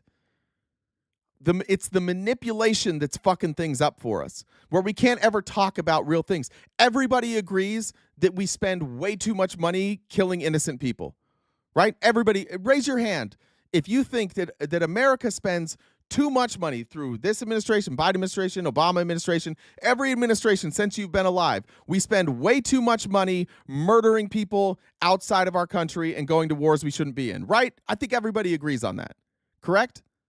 Does anybody not agree with that? Bro, you know, Trump is goated. Just accept it. Shut the fuck up. So you just said Trump is goated. That's what I'm talking about. Like, what the fuck are these? Why are we having these conversations? That's so stupid. He's goated. He's goated. Everybody, every Republican here, every Democrat agrees with this. Do we ever stop? Did the Biden administration stop? Did the Obama administration stop? This administration is definitely fixing that. Oh, are they? Is that why we're drone striking Yemen right now? Is that why we're giving more money to Ukraine and more money to Israel? Is that why we're sending our ships out into the ocean right now? Is that we're staging for a war? So I'm saying we're too easily duped. We're the anti-war party. And this goes both ways. We spent 4 years of Joe Biden arguing about trans people while we allowed a war, while we allowed the Republicans and the Democrats to come together and vote to fund Israel performing a genocide and to not do a goddamn thing really about Russia except for give weapons to Ukraine. And that was bipartisan. And then we pretend we're divided on this. We're not divided on this. We all agree on this shit. So what are the politicians going to do? They're going to rip us apart other ways because they don't want to stop. They don't want to stop just bombing places. They just tell you every time that you do. And because that's your opinion, you're like, oh, well, they said it, so I'm going to stick with them. Which one of you Republicans here is talking shit about Donald Trump doing drone strikes in Yemen? And how about the fact that they're not reporting what they're doing? They're also hiding it. None of you. Why? Because he said, oh, the Democrats are pro-war. We're anti-war. So you're like, oh, I'm going to give him the benefit of the doubt. And 4 years from now, just like 4 years from after he entered the first time, we're just still going to be bombing the fuck out of people. And then you'll be like, well, the Democrats wouldn't let us stop. The Democrats stood in the way. Donald Trump could have got it done, but it was the Democrats because you're going to lose the midterms. You're going to lose control of the House, probably the Senate.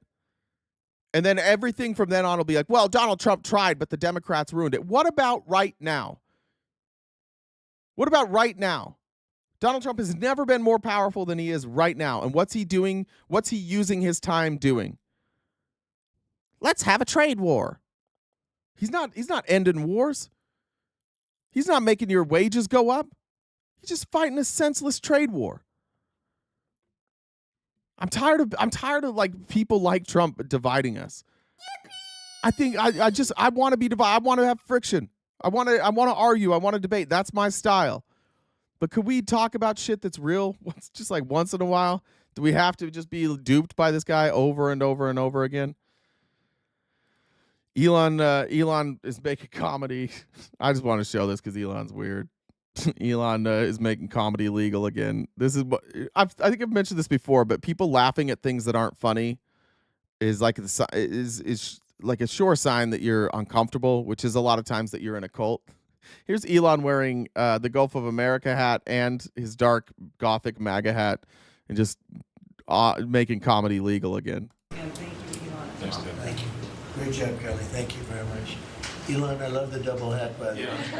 He's the only one that can do that. Get away with it. Well, Mr. President, you know, they say I wear a lot of hats. It's true. Even my hat has a hat. That was the whole thing. Jody says they each take a turn around the table, lie, gargle balls, lie, gargle balls. Kirsten said, how far will they go before they destroy America? Chelichik said, do you see the cringy video of Lieutenant Governor Micah Beckwith praising the three-fist compromise this week? Yeah, I saw that. That was... I don't really know I need to watch it again before I give my thoughts on that. I'm trying to remember. I didn't understand. I kind of thought like I knew where he was going with it. I still can't really figure out what he's saying. Sid said trans women need to stay out women's sports. What? No. Stupid. Flanker said conservatives were on the wrong side of everything. Slavery, civil rights, women's rights to vote. What have they gotten right in social movements? Jay, you're lagging and freezing in YouTube. Got nothing to say, but I love Jen. Okay, thanks. Let me check these real quick.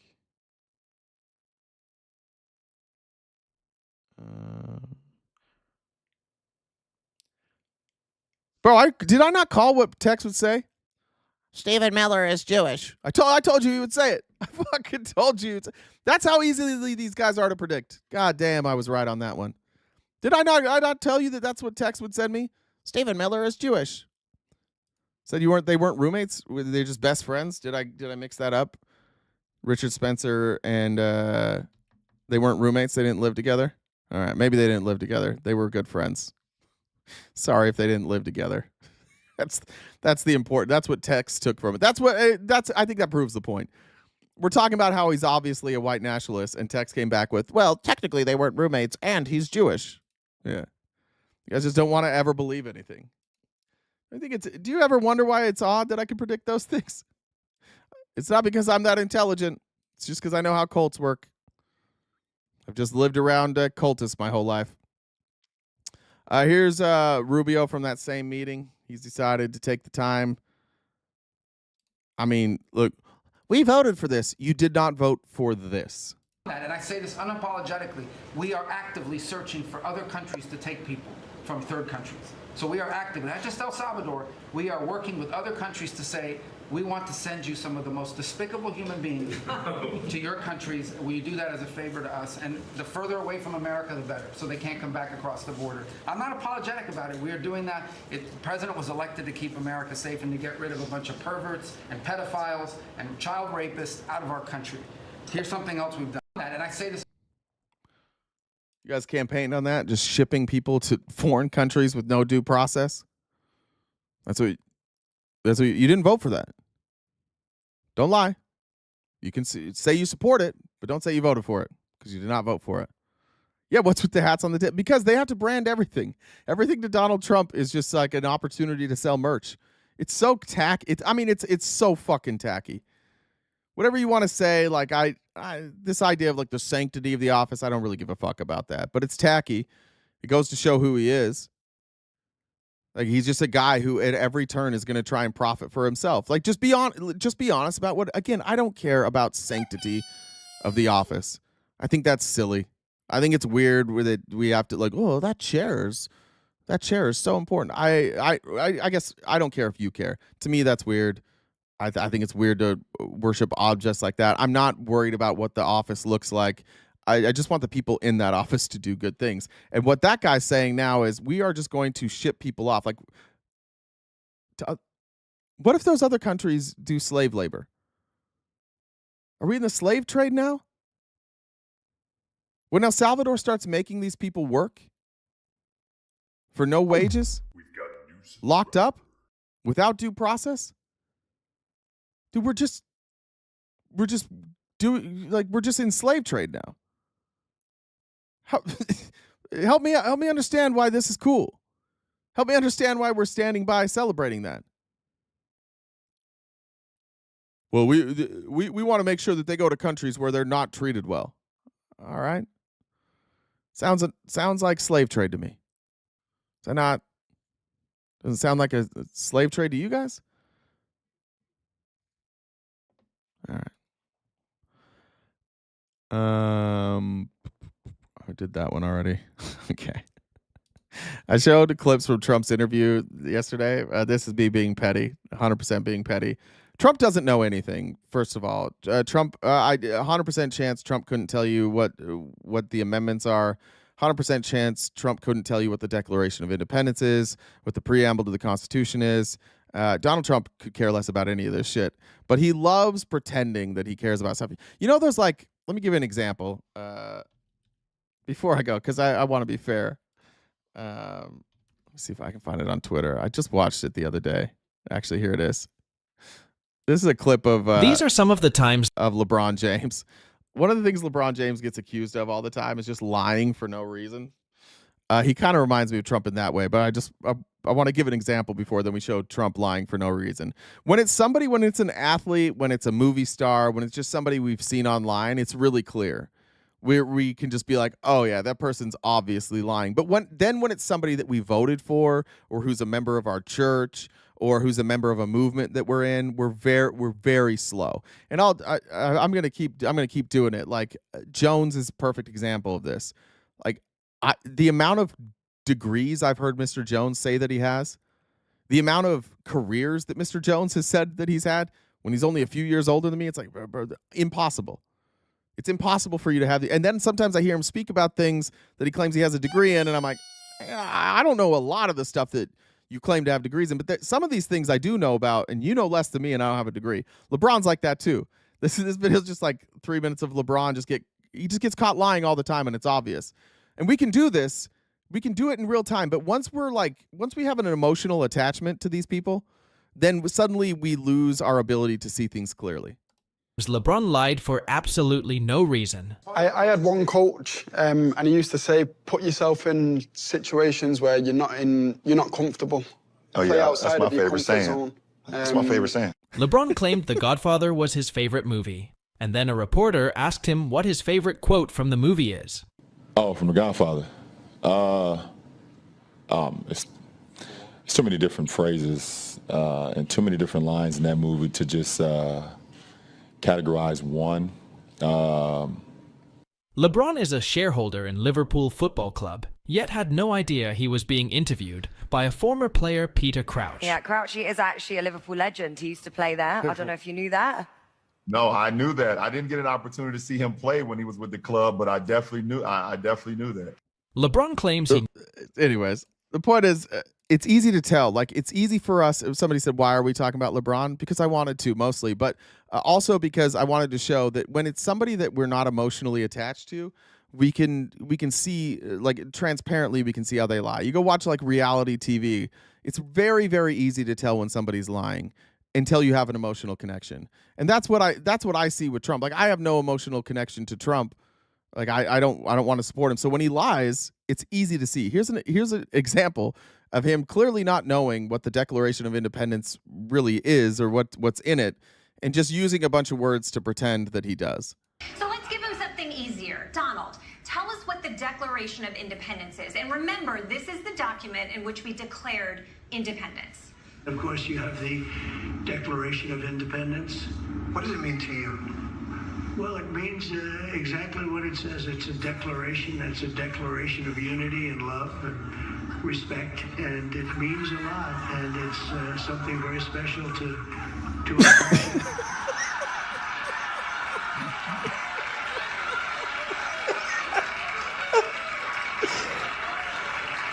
Look at Terry Moran's face. He looks like a teacher about to call the school psychologist.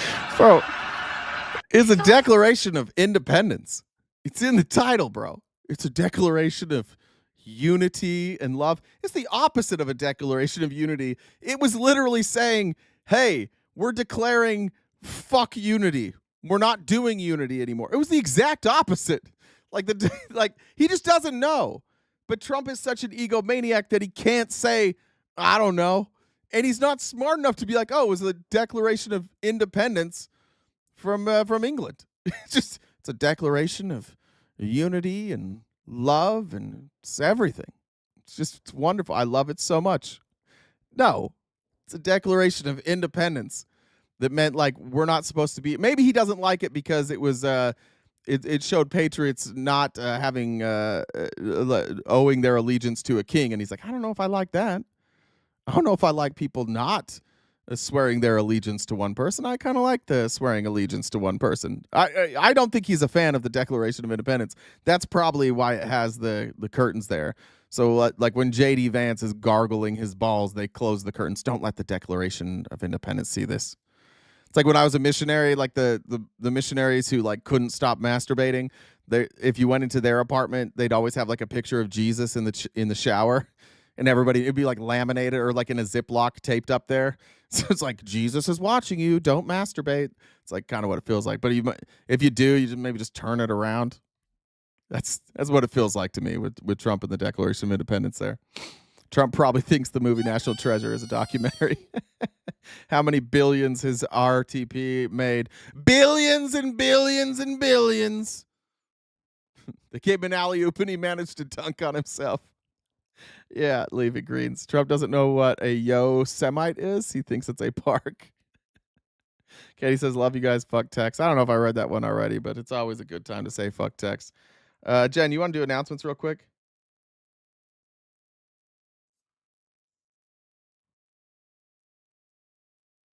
While Jen's coming up. Sorry, I'm being blown up with text messages. I don't know if something's going on right now on TikTok, but I just got a bunch of text messages all at once. So I know if Jen's here. Jen, are you, oh, I have Jen muted? How did I do that? It doesn't say you're muted. It's probably just let me do this. I probably got to go through Discord and change the sound settings.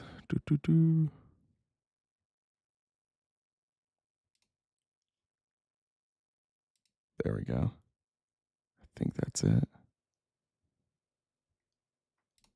No, that's not it. Where is it?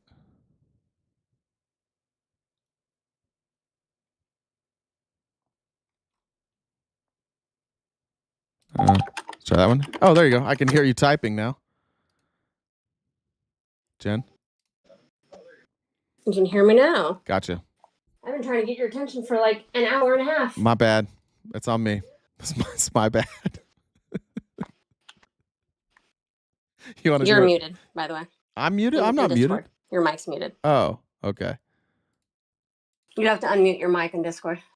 Don't tell me how to. I know how to do Discord so well. All right, there I am. All right, sorry about that. You want to do announcements? For like 2 hours, yeah. Definitely. I'm annoyed with you. I'm not going to lie. I see it. Bro. I haven't read any of these. Oh, you are mad. Oh. Yeah, I'm annoyed. Like, right. I stopped even sending you like screenshots of donations to see if like you would pay attention. So yeah, I'm annoyed. My bad. My bad. Fucking A. Anyways, so RTP has been on his soapbox, as you can see. He's really, really into what he's talking about. He's hyper focused. So you guys know we do this show each day, Monday through Friday, from 9:30 to 1 Pacific Standard Time, and we're crowdfunded. So that number, I'm sure, isn't right in the top left-hand corner for our gift goal, but we do this each day, so we can try to, how we pay our bills. So Venmo, Cash App, PayPal, Super Chats, all go towards knocking out the rest of that gift goal. So we'll figure out what that number really is. We've got about an hour and a half left of the show. If you haven't already subscribed to us on Twitch, please do so. You can use your Amazon Prime sub. That's right. I'm so annoyed. I'm so annoyed. I swear, dealing with Jay's like herding cats. Feral fucking cats. Yeah, I like it. It's more like just one cat that's deaf, but only sometimes. Right. Yeah, sorry about that. So please subscribe to us on YouTube. We've also got 4 different memberships. We've got a link tree. We're on most socials. We got merchandise. So let's see. I wish I had like a meaner joke because I just don't have any meaner ones. But why couldn't the lizard get a girlfriend? I don't know. Because he had reptile dysfunction. That's tough. Nobody wants that. Jamar says, because of Trump looks right at the camera, 97% of adults now like shredded cheese. Take that. That sounds right. 97% sounds right. Siobhan said, in case the bus doesn't... Siobhan says, in case the bus doesn't show up, here's a little something for a different ride. Thank you, Siobhan. And Tim, thank you for joining the dollar train there too. All right. Sorry about that, guys. Sorry. Mostly sorry, Jen. That's my bad. That's on me. I'll try and be better. All right. Oh,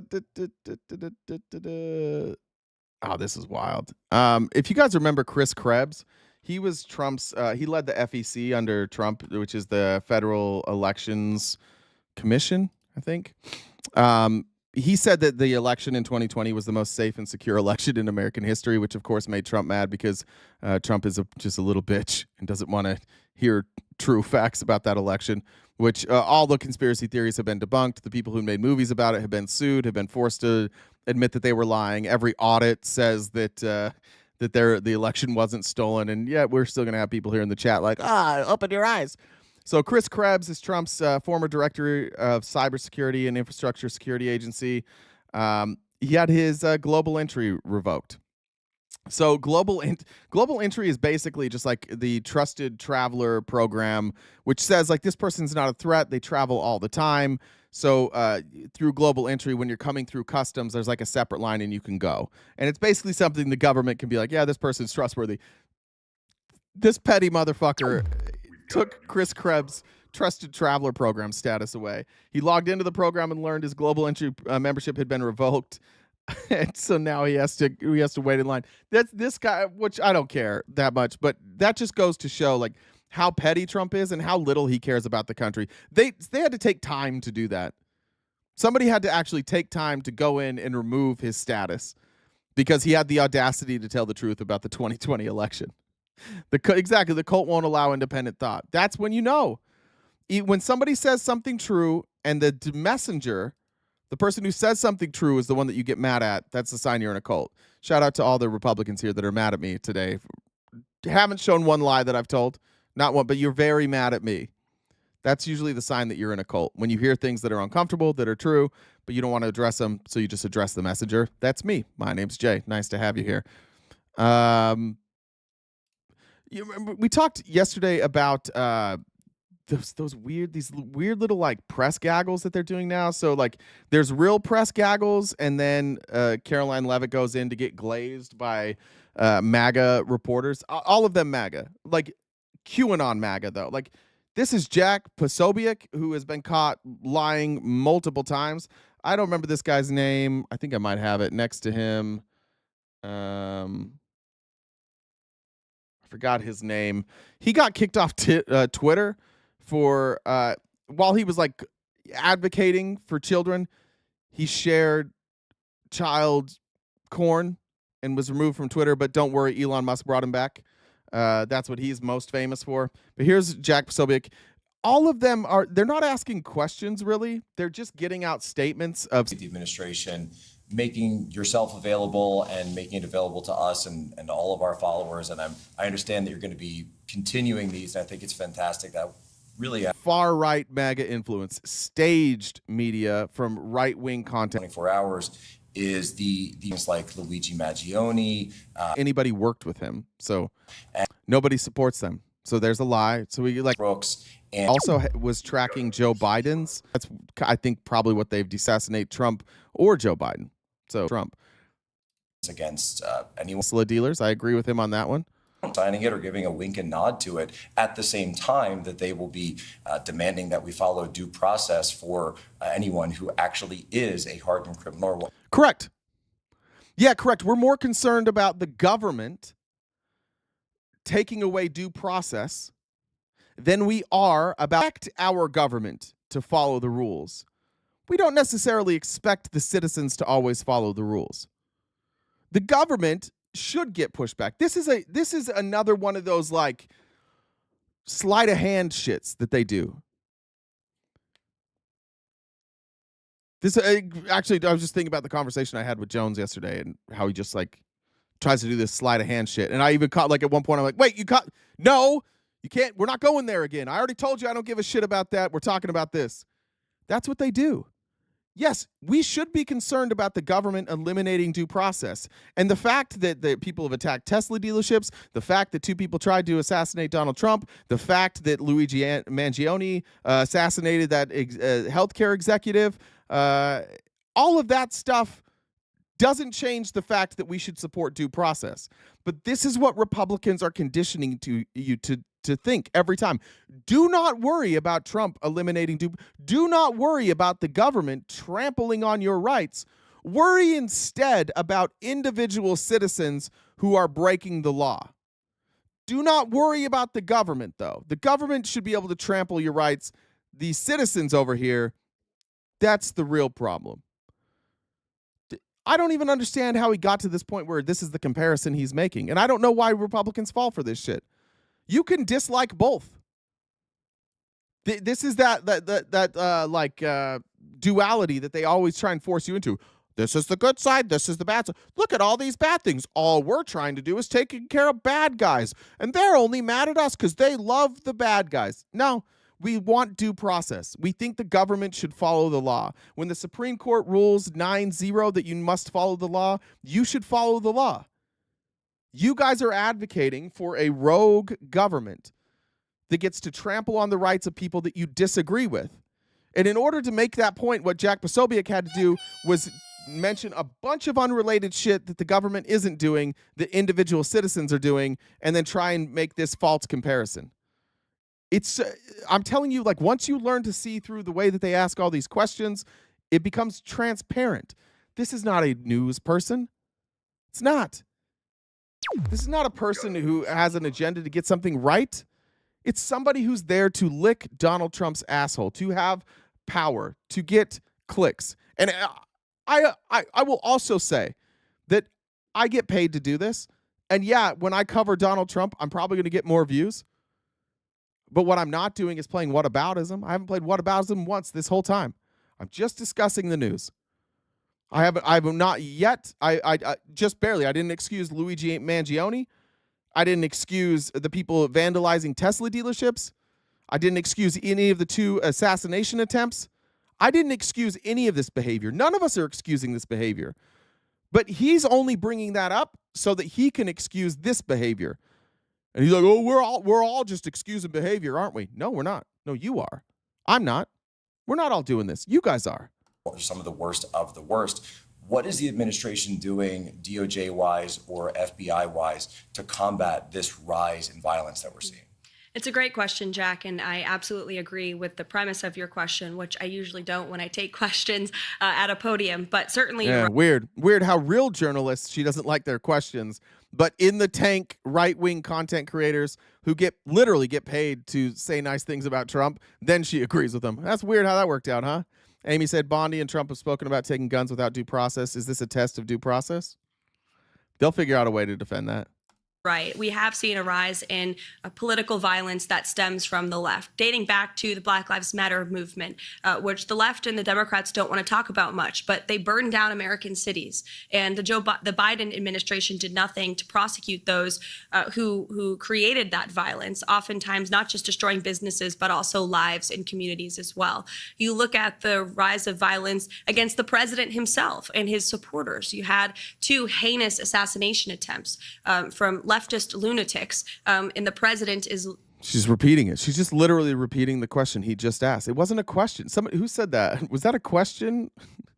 Or what did you say? Yeah, he didn't ask a question. He just made a statement, and now she's repeating the statement. We got to be victims. And when they go to a normal press gaggle, they're not willing to, like, just say, Donald Trump's a victim and he's doing everything perfectly. They're like, oh, yeah, this is true. We truly are the victims here. Is this the right one here? All right, so now no, that's Jack Posobiec. I'll skip that one. All right, so here's that other creator. I forget what his name is. She might say his name. I've actually never seen him before. I know Jack Posobiec or Posobiec, whatever.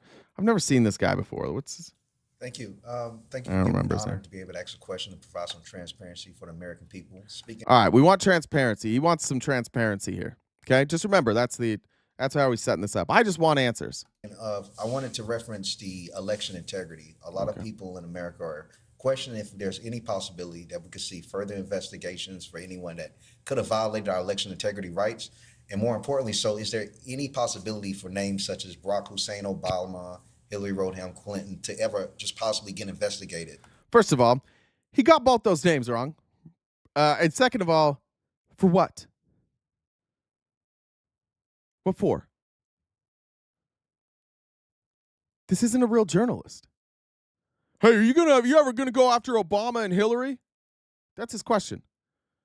Not for any particular crime, just like, are they going to be investigated? It's not fair that our guys keeps getting investigated. Hillary's been investigated already. Actually, we already did this by the FBI.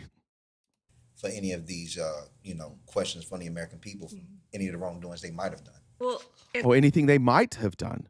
Could we just investigate them and see if they might have done something wrong? This guy's a grifty motherfucker. He is a grifty motherfucker. That's why he said the full name, Barack Hussein Obama, Hillary Rodham Clinton. I mean, he didn't get them right, but what question is he asking? Hey, can you guys just investigate them, please? We just want them investigated for something that they might have done. I don't know what, but just something. It's refreshing to actually hear a question on election integrity because the legacy media would never ask such a question. They're so out of touch with Bro, how do you guys watch this series? Like, swear to God, how the fuck do you watch this?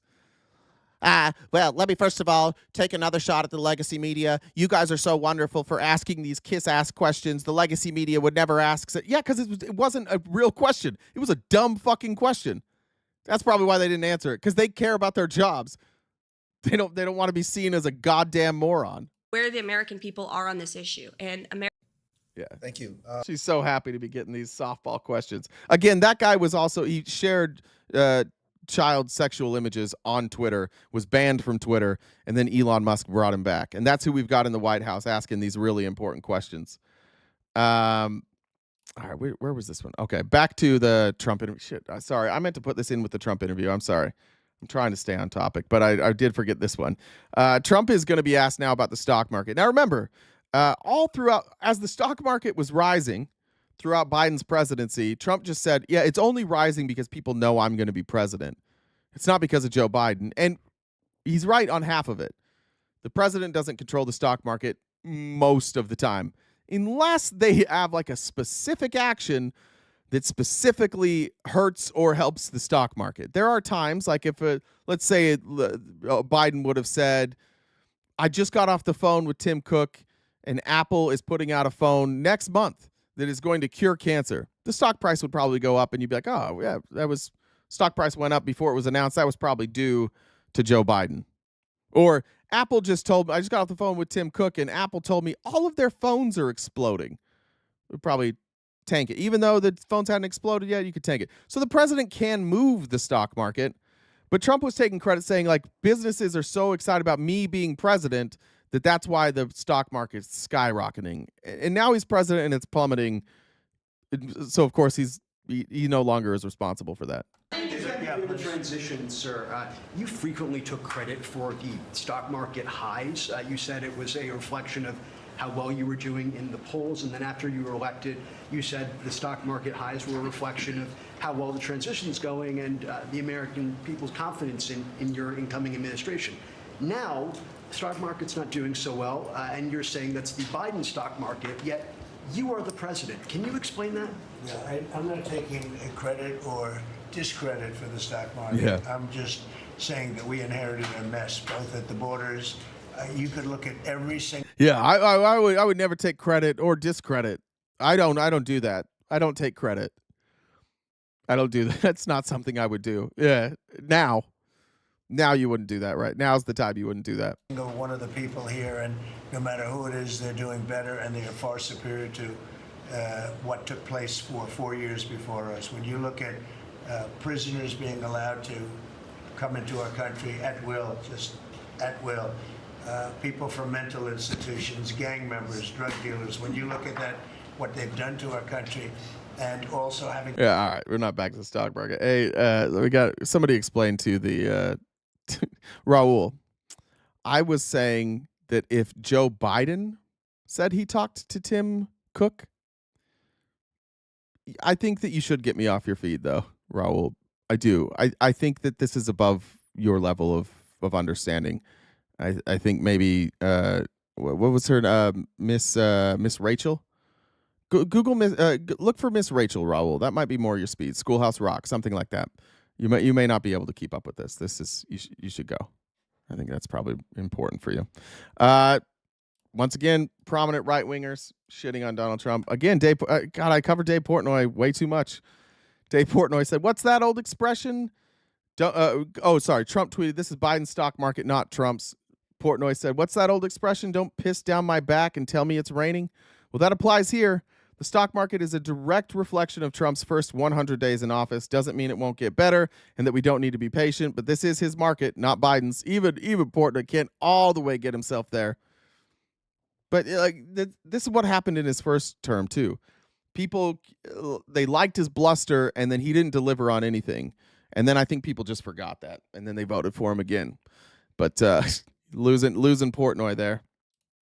By the way, I don't even get it. Like if he drops the tariffs, and then you guys, and then the stock market goes back up, you guys are going to celebrate it.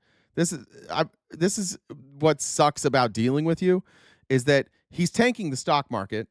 And then if he gives up on his plan to do tariffs and the stock market goes back up, you guys are going to come to us and you'll be like, "See, you guys freaked out about nothing." No, he did that. But you guys will just count it as a win anyways. I don't think there's a whole lot of talking to you, which is why you guys stay in the comments. Once again, you are welcome to come up here and have a debate. JenDub1, add her on Discord. You're welcome to come up here and have a conversation with me. Be happy to hear that. Thank you, Jen. Update that in a second. Whoops. Illegal aliens at an all-time low. Fact. Yeah. Not an all-time low, but in recent history, low. And that makes sense. Makes sense. People don't want to come here. And you know what else? What's at an all-time high? Or not all-time high. Let's use the same way. At record highs, farmers who can't find labor. Weird how that worked out, right? Could have just given those people amnesty, charged them taxes, because your whole concern is like, "Well, I don't want to pay for them." Okay, don't. Just let them work and pay taxes. Then you don't pay for them. No, we can't have that. We got to deport them. We got to deport them. They got to get out of here. I think you might be racist. You'll find that you'll get a lot more bees with honey than you will with a hammer. If you want to win for the side of right and try and understand the wrong side, that's the only way you'll get through. All right. Fine. I'm too abrasive. I don't think I'm going to win over Trump people by playing patty cake. I think honest to God, like when you're in a cult, you need to feel stupid. So we're just going to keep this is what I'm going to do, and maybe some people will figure it out a better way. I'm going to keep pointing out how goddamn stupid this is. I'm just going to keep pointing out every single day how fucking stupid this administration is. And eventually, you've already quit defending it. Every one of you's already quit defending it. You're only attacking me. There's no answers for this. And so, like, one by one, we'll just pick you guys off. That's fine. I hope you guys keep coming back every day and just taking shots at me. I'm not running the country. I'm just pointing out that the guy that is running it is kind of an idiot. GM here, GM is saying that tariffs are going to cost them $4 to $5 billion. And that they say they cannot commit to not raising their prices. And so obviously Stephen Miller is going to get upset because what this administration wants you to do is never, ever talk about anything that might make Trump look bad. Only say things that will make Trump look good. So here's Stephen Miller. Stephen, this morning GM is putting a dollar figure on how much the president's tariffs will impact the company. The CEO says tariffs will cost GM between $4 and $5 billion this year. The CEO of Ford says he can't commit to not raising prices because of tariffs. Is the administration open to doing more to give automakers relief? The question, unfortunately, misses the entire point, which is that U.S. automakers have announced dramatic investments and expansions inside the United States. American auto plants are growing, they are expanding, they're opening new facilities, they're expanding existing facilities that are already in operation, because it is now the case that for the first time in our lives, that American cars receive preference in America's markets. Stephen, this morning. Someone explain it to me. What did he just say there? What did he say there? Well, the problem with American cars, they're not getting the respect. You know why American cars don't like get the respect and people don't want it? Because they suck. That's mostly why. This administration is forcing you to have shittier cars. We got to have worse cars, guys. It's time for America's shitty cars to take center stage once again. I don't want a fucking Chevy. I don't want a fucking Ford.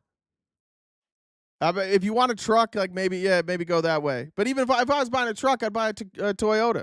I still wouldn't buy a Chevy or a Ford. Nobody wants these shitty cars. Why are shitty cars being forced on us just so Donald Trump can play out this dream he has of beating China in a trade war? Maybe instead of $30, just have 2. Yeah. Trump wants to end due process because during trials, the police's behavior is also scrutinized, and he wants them cruel and working outside of the law with no repercussions. Oh, absolutely. Absolutely. They're writing executive orders every day to give the police more authority to arrest people without due process. It's sick. And we can't get our Republican friends to care about that. And that kind of sucks. Ron Johnson. Oh, goddamn. Did I miss the Ron Johnson one? Shit, did I not? Hold on. I forgot to put the link on here. Ron Johnson, he's the senator from Wisconsin. Is that right? And he has a different opinion on these tariffs. He's hearing something different on the ground. I will say that I'm hearing an awful lot from manufacturers in Wisconsin. If this thing drags on, if the tariffs remain high, their business Toyota's not made in America, dummy. will be put out of business. One good piece of economic news with the recent numbers, business investment was up 9.8%. President Trump and his team has to be very concerned if this trade war continues, if the uncertainty and instability continues, that investment is going to fall off the cliff. And that'd be very bad for America. So again, this is a bold, but I think it's a reasonably high-risk strategy. I'm hoping that he succeeds, but the sooner he succeeds, the sooner we can bring certainty. I sure hope this works. Everybody in business is fucking terrified because they can do math, but I sure hope this works. By the way, when you say Toyota's made in America, it's not. Like, there are models that are manufactured in America, but those models require parts that are not made in America, and so the tariffs still wind up applying, right? So there are certain models of Toyota. I think the Camry, that's mostly in Georgetown. Corolla is in Mississippi. Tundra, San Antonio. Highlander, Princeton. Sienna, Princeton. Avalon, Georgia. But you're still getting tariffs on those. You're still getting tariffs because of the parts that are being manufactured. So there aren't cars, even American cars, by the way. Like, you're still going to get tariffs on those because we import so much stuff to make the car. So yeah, you're not going to get charged tariffs for the assembly, but everything else is going to be tariffed. That's why you think they just don't know that they have to raise their prices. Do you think nobody told Toyota? Toyota's like, oh shit, we got to up our prices for tariffs, and they're like, wait a minute. Remember, we're made in America. And Toyota's like, fuck, forgot. Oh, that's right. We don't have to raise prices. You think that's what happened? Like, you just knew. Toyota didn't know. Toyota's like, oh, God, I didn't know we were in America. Yeah, that's a good way to put it, Casey. The puzzle is put together here. Pieces are made overseas. Exactly. And maybe Trump will give him exemption. I mean, Trump's going to back out of this by, like, leaving blanket tariffs on and then just giving exemptions to all these big companies. He's not going to do shit for you guys, though. And by the way, car prices will just go up and they won't bring them all the way back down. This is going to raise the price of everything. Shut America down. How would you shut America down? What do you mean shut it down? Just go full martial law? Say fuck it? Shut it all down? I don't know. Here's Bernie Sanders being real fucking honest about Democrats. Democrats are garbage. Our leadership sucks. Our policies suck. They don't resonate with anybody. Nobody fucking cares. If we're being honest about Harris, we're being honest about Biden, I think that there's a lot of people who liked Harris. I think there's a lot of people that liked her personally, but like, her messaging was poor. It didn't resonate. There was nothing there that got anybody excited. Most people were excited either because they liked her or they liked the idea of, like, not having Donald Trump. But her policies weren't that exciting. Here's Bernie Sanders explaining exactly what's wrong with Democrats and what we could probably learn from what the Republicans did. Caitlin, I think one of the great political crises we face is we really don't. Wait a minute. Did you just say Mike Waltz stepped down and now he's going to be the ambassador to the UN? So he's going to take the job that Elise Stefanik was supposed to have? He gets run out of his job for being incompetent, and then they make him the fucking ambassador to the UN? Jesus Christ. This whole administration is a joke. Political crises we face is we really don't appreciate the pain that ordinary people are feeling. You are living ostensibly in the richest country in the history of the world. 60% of people are living paycheck to paycheck, living under extraordinary stress, trying to put food on the table, pay their rent, worried what happens if their landlord raises the rent, worried what happens if somebody gets sick and they can't afford to go to the doctor. That is the reality in the richest country on earth for 60% of our people. Not to mention that we have the highest rate of childhood poverty of almost any major country, and too many of— That's crazy. Think about what he just said there. The richest country in the world. You guys are like, oh, America's great. America first. We're not America first. Like this crony capitalism bullshit, this cutting taxes for billionaires, this is where we got us.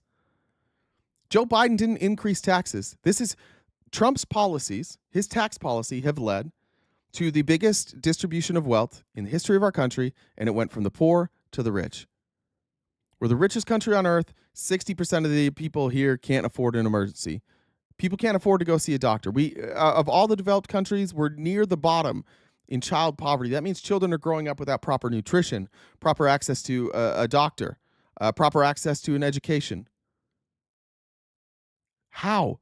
How are we here? How are we here where we still have one party? Like your whole cabinet, Republicans, is full of fucking billionaires. All the people who have the money are in the cabinet telling you that, oh, no, it's all these poor people that are fucking you up. It's these people who can't afford emergency. They're the ones that are fucking, not us. No, it's not us. The reason you don't have money is not because we're hoarding it. It's because of these poor people. I just got new, I don't know how to say this. Like, if you jump in the water, you will get wet. If money doesn't circulate, then you have to print more money. Money is, I think Republicans like legitimately don't understand the basics of like a monetary system. Money is supposed to do this. If it doesn't do this, either people don't have money or you have to put more money in so it does this. When people have billions of dollars and other people have $0, the only conclusion, there's only one conclusion, because it's math, the reason that people have $0 and other people have billions of dollars is because the people with billions are hoarding that money. This is just reality. I don't know why Republicans, you guys are like, I think that you've been told for so long that this is all complicated and you need some fucking genius. Oh, we got a businessman who finally understands it. If you have a business where the CEO makes all the money and the workers don't make enough money, the problem is not the workers. If the CEO makes $20 billion and the warehouse worker makes $7.50 an hour and the warehouse worker can't afford to live, it is because the CEO didn't give the warehouse worker enough money. I don't know why we're still arguing this like it's like some sort of complex system or complex theory or complex idea. Money is to circulate. We don't do the gold standard because of that. I know you guys, and I know people say, I want to go back to the gold standard. Well, we can't. We can't go back to the gold standard, but we can have policy that makes sense. This is, I did a debate for Jubilee. For any of you, I still don't know when that's coming out, but I did a debate for Jubilee. And one of the people on the opposite side of our topic brought up the gold standard, said we need to go back to the gold standard. And the person next to me, who's a TikTok creator, who's brilliant, and you'll see, who studies economics, was like, this is why we can't do the gold standard. There's 330 million people, and gold is finite. So we can't do it. If we go to the gold standard, like things like investment are going to be very difficult. And so what we do instead is we create a currency, and that currency has to flow. And the government's only job is to make sure that that currency flows. That's it. And like, take away the fact that it's people. If you have a toilet that's clogged, you unclog the toilet. We have a toilet that is clogged. And we're just like, just keep shitting on it. Just keep piling up on it. We'll just do that. We won't unclog it. Maybe if we shit on it enough times, that it'll push the clog down. I don't know. But it's clogged. The money is not circulating. 60% of Americans cannot afford a basic emergency. Children are growing up in poverty that don't need to. This is not opinion. I don't know why we argue this like, oh, well, I know that we just have different political ideologies. No, that's political ideologies are one thing. This is math. The government prints money. The money circulates. If the government prints the money and the money goes into circulation and it stops circulating, you need to force it to circulate. That's why the government prints the money in the first place, to make sure that the economy goes. You guys have been sold this bill good, like, oh, I earned that money, that's my money, I get to keep it. Well, then why isn't your name on the money? What is my solution? My solution is very simple. There should be a threshold for how much money you can hoard. And if you start hoarding over that threshold, that money needs to get clawed back. A great example would be Jeff Bezos. Let's just take Jeff Bezos. I saw a clip. It was amazing. It showed like, it was him talking to a worker on the floor, and it showed his income versus the worker's income in a 30-second conversation. And at the end of that 30-second conversation, the worker had basically earned like $1.18, and Jeff Bezos had earned $30,000. That's a bad system. Neither one of them were working, but one person, while not working, made $1.18, and the other person, while not working, made $30,000. That's a bad system. So Jeff Bezos should be a threat. Let's call it $20 million. Every dollar after $20 million that Jeff Bezos makes should be taxed at 90%. So if he makes $25 million, the first $20 million he's taxed at that 35% threshold, and every dollar after that is 90%. And now Jeff Bezos has a decision. Jeff Bezos does not have to pay those taxes. Jeff Bezos can choose not to pay those taxes. But if he doesn't want to pay those taxes, instead of giving that money to the government, he needs to pay his workers. Then there's no then he doesn't hit that threshold. Jeff Bezos goes home at the end of the year. He made $20 million. I think everybody here would agree Jeff Bezos can live off of $20 million. But instead of Jeff Bezos making $5 billion, and hoarding that money, he makes $20 million, and the rest of that money circulates through our economy. It trickles down into their company. So now maybe the warehouse worker can buy a house. Maybe the warehouse worker can start a family because he makes enough money now that his wife can stay home. And then and maybe Amazon gives really good benefits. And now they can afford to have a family with a low deductible. I'd argue for universal health care, which would be cheaper. But you have to force the people with money to make good decisions. And you've been sold this lie that it's their money, they should be able to do what they want with it. It's fucking not. It stopped being your money when you stopped mining for it. You didn't find it. It's the federal government's money. And you get to use it. You get to use it to make your life easier. It's backed by the federal government. It's not backed by you. The government backs it, and they create a currency so that it can circulate so our economy works. And the hardest thing that we struggle with in this country is when our economy is not working for everybody, or when it's working better for a handful of people than it is for most of us, the rich people, the billionaires in Trump's cabinet, say it's not the billionaire's fault. It's the system. And you guys go, that's right. And we go, that's right. And then we say, let's fix the system so the billionaires don't hoard money. And you guys say, let's cut their taxes. That'll fix it. But we did cut their taxes. Every time we cut their taxes, the same exact thing happens. They keep more money and they don't pay their workers more. It never works out that all of a sudden, like the wealth gap shrinks. Trump tax cuts went in 2018. Let's look at wealth inequality by year. You just tell me how this works out. Let me check Jen's messages so I don't get in trouble. Marianne, thank you for the super chat. Amy Lynn said, Jay, can I borrow that finger making a ringer? Rory said, we don't spend, no one gets rich. That's true. That's a good point. We do have a little bit of control there. Let's see.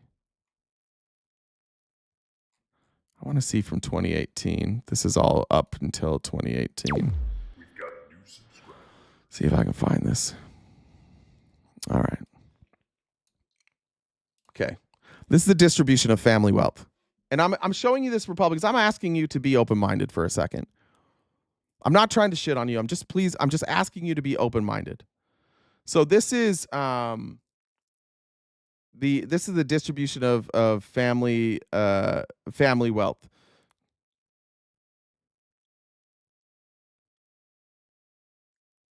A tiny portion owns almost all the wealth. Do you see that? This is what it looks like. This is the balance of our system.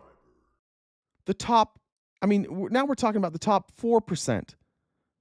The top 4% have more wealth than everybody combined. The top 3%. This is insane. This is a distribution chart. This shows like the money is stagnant. It just sits over here. They have so much money, they can't spend it. So if they can't spend it, it sits and it doesn't go into the economy. It's not always been this way. I can show you. Let's look at more. Great. Thank you for saying that. Thank you for saying it's always been that way.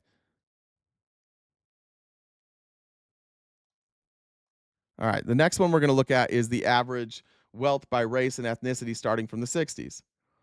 Starting in the 60s, you had non-white Americans and white Americans, and this was the gap.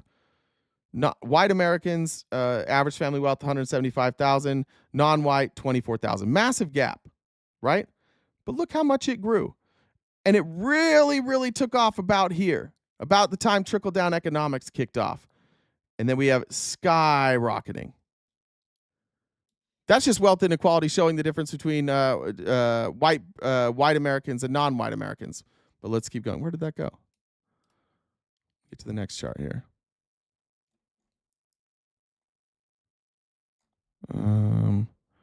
I want to look at just the wealth gap in general. Let's see. See if I can find that one.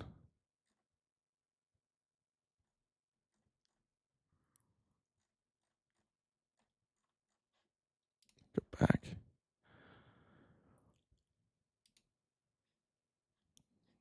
This one, let's see. I want to find what I'm trying to find, just so you guys know. I'm looking for a chart that shows the wealth gap by year. Why are these all separated by race?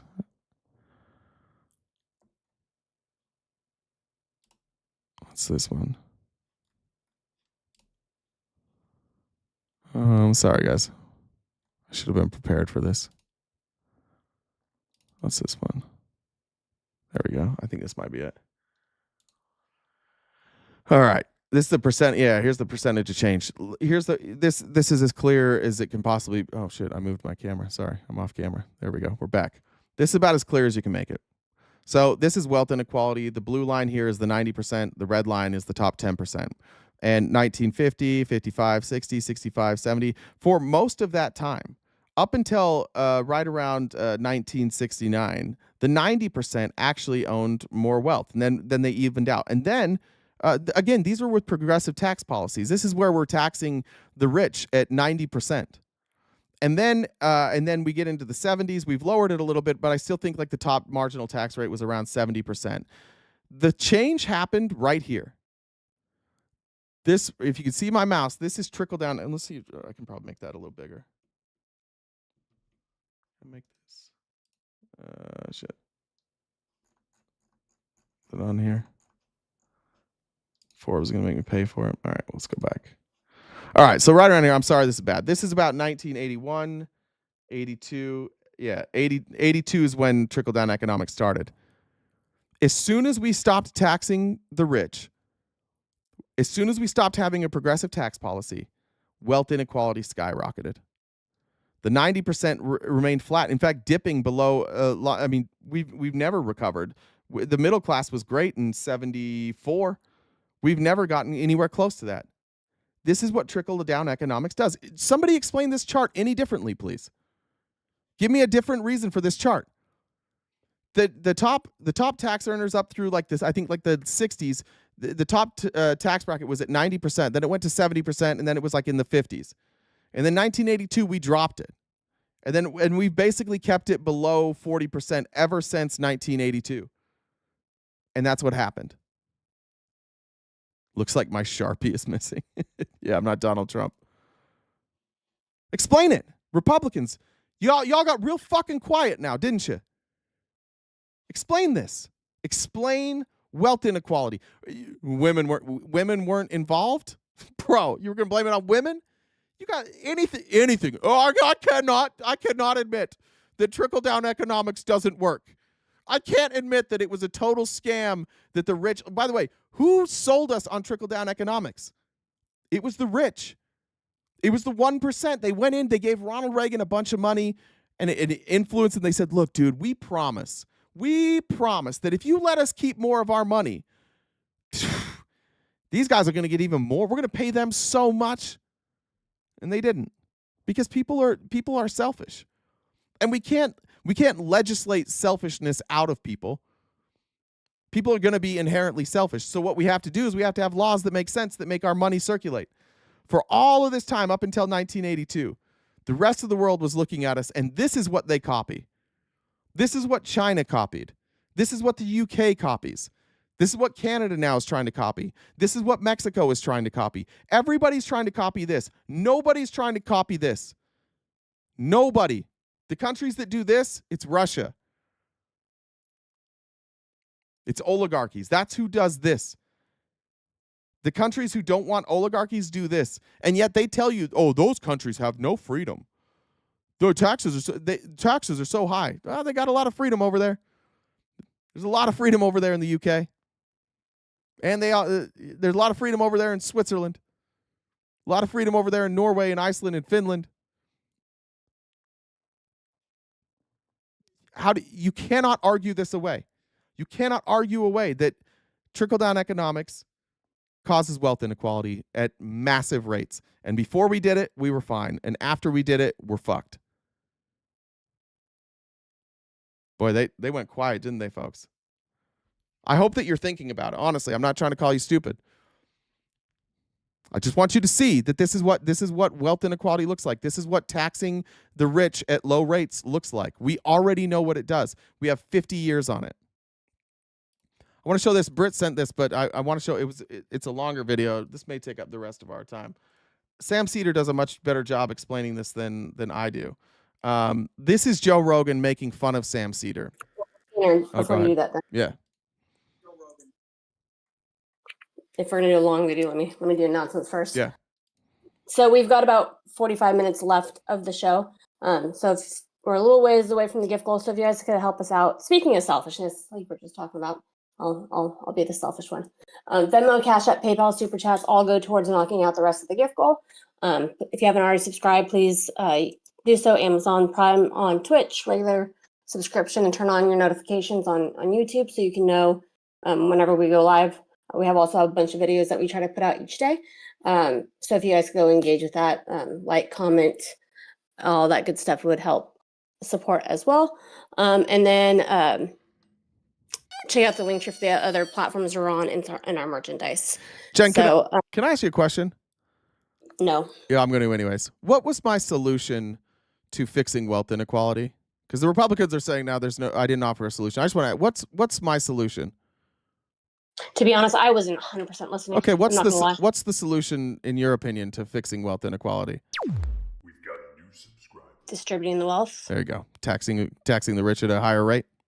Yeah. Yeah. I mean, it doesn't really make sense if you've got $100 and someone else has $1, asking someone to pay 25%, so $25 in comparison to all their money, that doesn't make sense. Yeah. So, all right. I mean, thank you. Yeah. Yeah. I know a drummer whose wife had quadruplets, all girls. He wanted to name them Anna 1, Anna 2, Anna 3, Anna 4. Thank you. All right. So here's Joe Rogan making fun of Sam Cedar at first, and then Sam Cedar responding. Joe Rogan doesn't understand economics. Sam Cedar is fucking brilliant. So I'm going to show this video. It's like an 8-minute video, but Sam Cedar maybe does the best job I've ever seen anybody do of explaining wealth inequality and taxation. Frankly, I learned this from Sam Cedar. So we're going to play this video.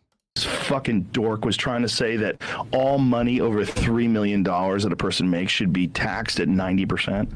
Like, that's great for you to say, because you're never going to make $3 million, you fucking idiot. Sam Cedar's probably made way more than $3 million for the record. He's very successful.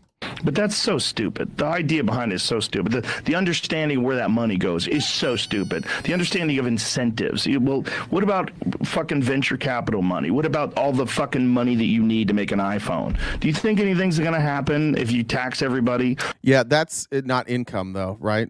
So you can, if you invest, that's not income. So you would still have access to that money. Amy said, tax the wealthy and make their tax breaks dependent on how they invest in their employees. Michael said, for being you, thank you very much. Over $3 million, 90%? No, and where's the money going, by the way? It's just going to some fucking magical fairy who's going to evenly distribute it to everybody else, and we're all going to live a great life? Get the fuck out of here. You're just going to empower the government to steal money. That's what you're going to do. It's so dumb. But on the other hand, like there has to be something. There has to be something better than what we're doing now. All right. Now, as this ding-dong, who has called me a fucking dork and a fucking idiot, tries to sort of like look up into his brain and figure out how he's going to deal with this on the other hand. First off, the one thing that he inarguably got true there is that I probably will not make $3 million.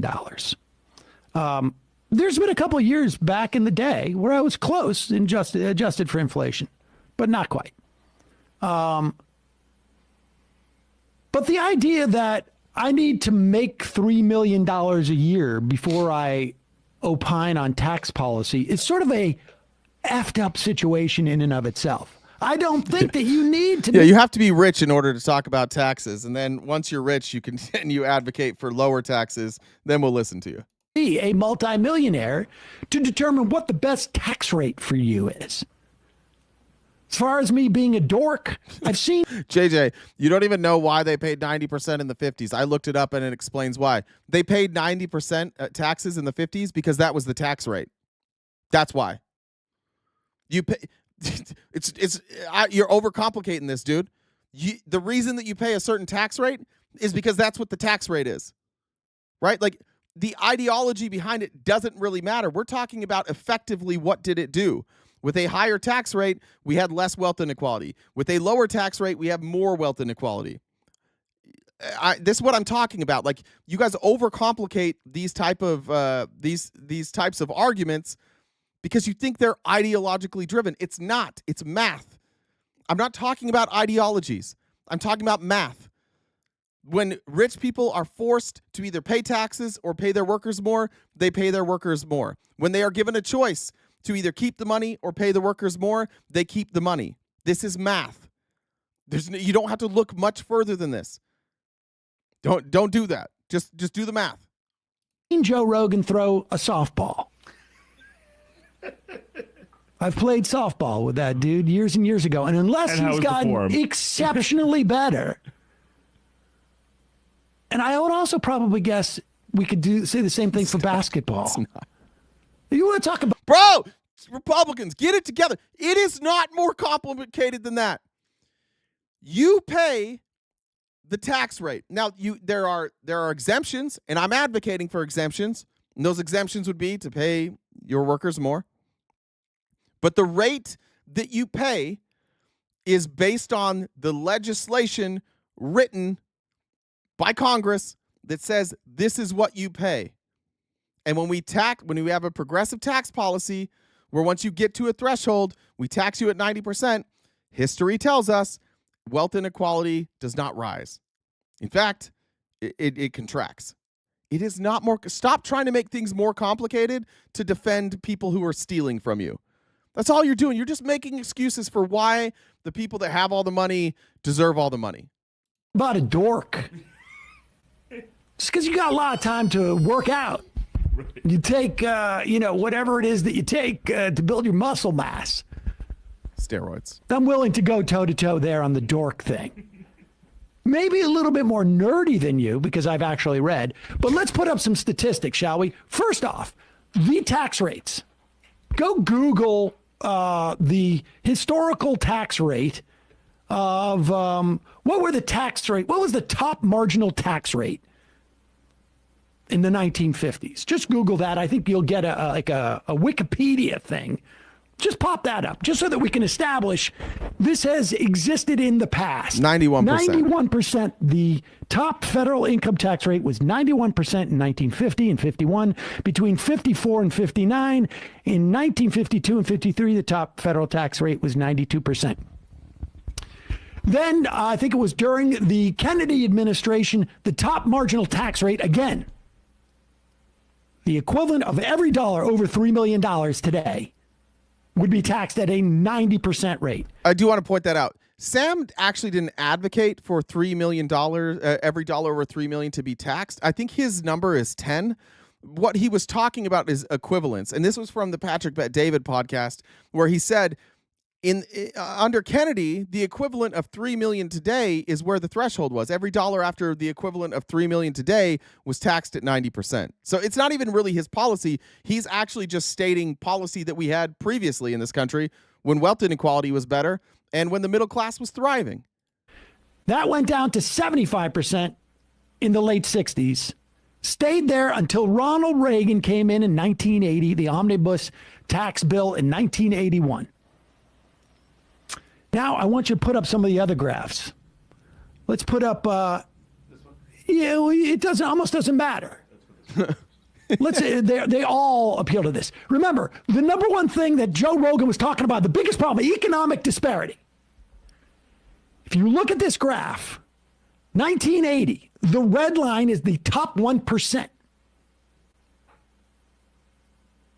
Every other line is every other, more or less, every other sort of like cohort of earners in this country. Just explain, Republicans. Explain to us why this is good. Explain why this chart is good. If you're going to defend, that's the thing. If you're going to defend your tax policy, instead of talking about, it's not fair, where are they going to go? Just explain why this is good.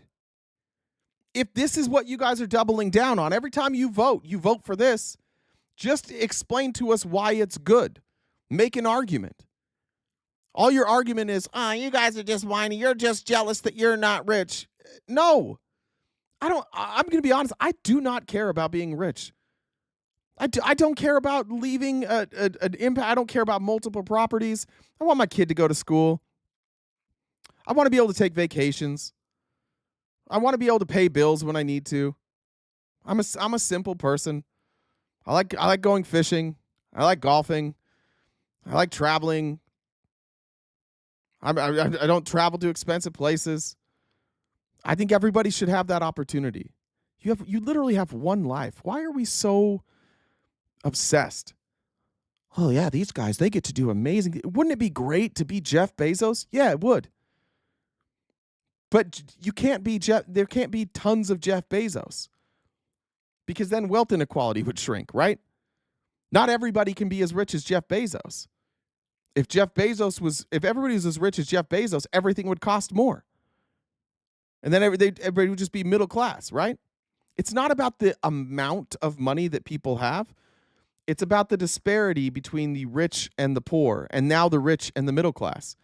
We just simply want this chart to make some fucking sense.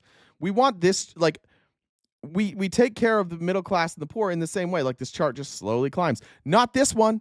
This one goes out of control. We just want it to make sense. That's it. And again, it's just math. The next 20%, the middle 60%, the bottom 20%. Do you see what's going on there? Starting in 1982, the income gains at the top dwarf those down below. Now, there's a whole host of other policies associated with why that might be the case. But one of the big ones was they no longer were taxed nearly at the same rate. And before any of you libertarian... I love it. Why are you worried about their money? They made it. You have a fundamental misunderstanding about whose money it is. Pull out some cash from your wallet. Does it have your name on it? You made it. Does it have your name on it? It's not yours. It's literally just a tool so that you don't have to barter. This is what rich people tell you. This is a lie that they tell you. Oh, it's yours. You earned it. You keep it. No, it's just there as a way so that you can pay for things, so that you don't have to barter an ear of corn for a doctor's visit.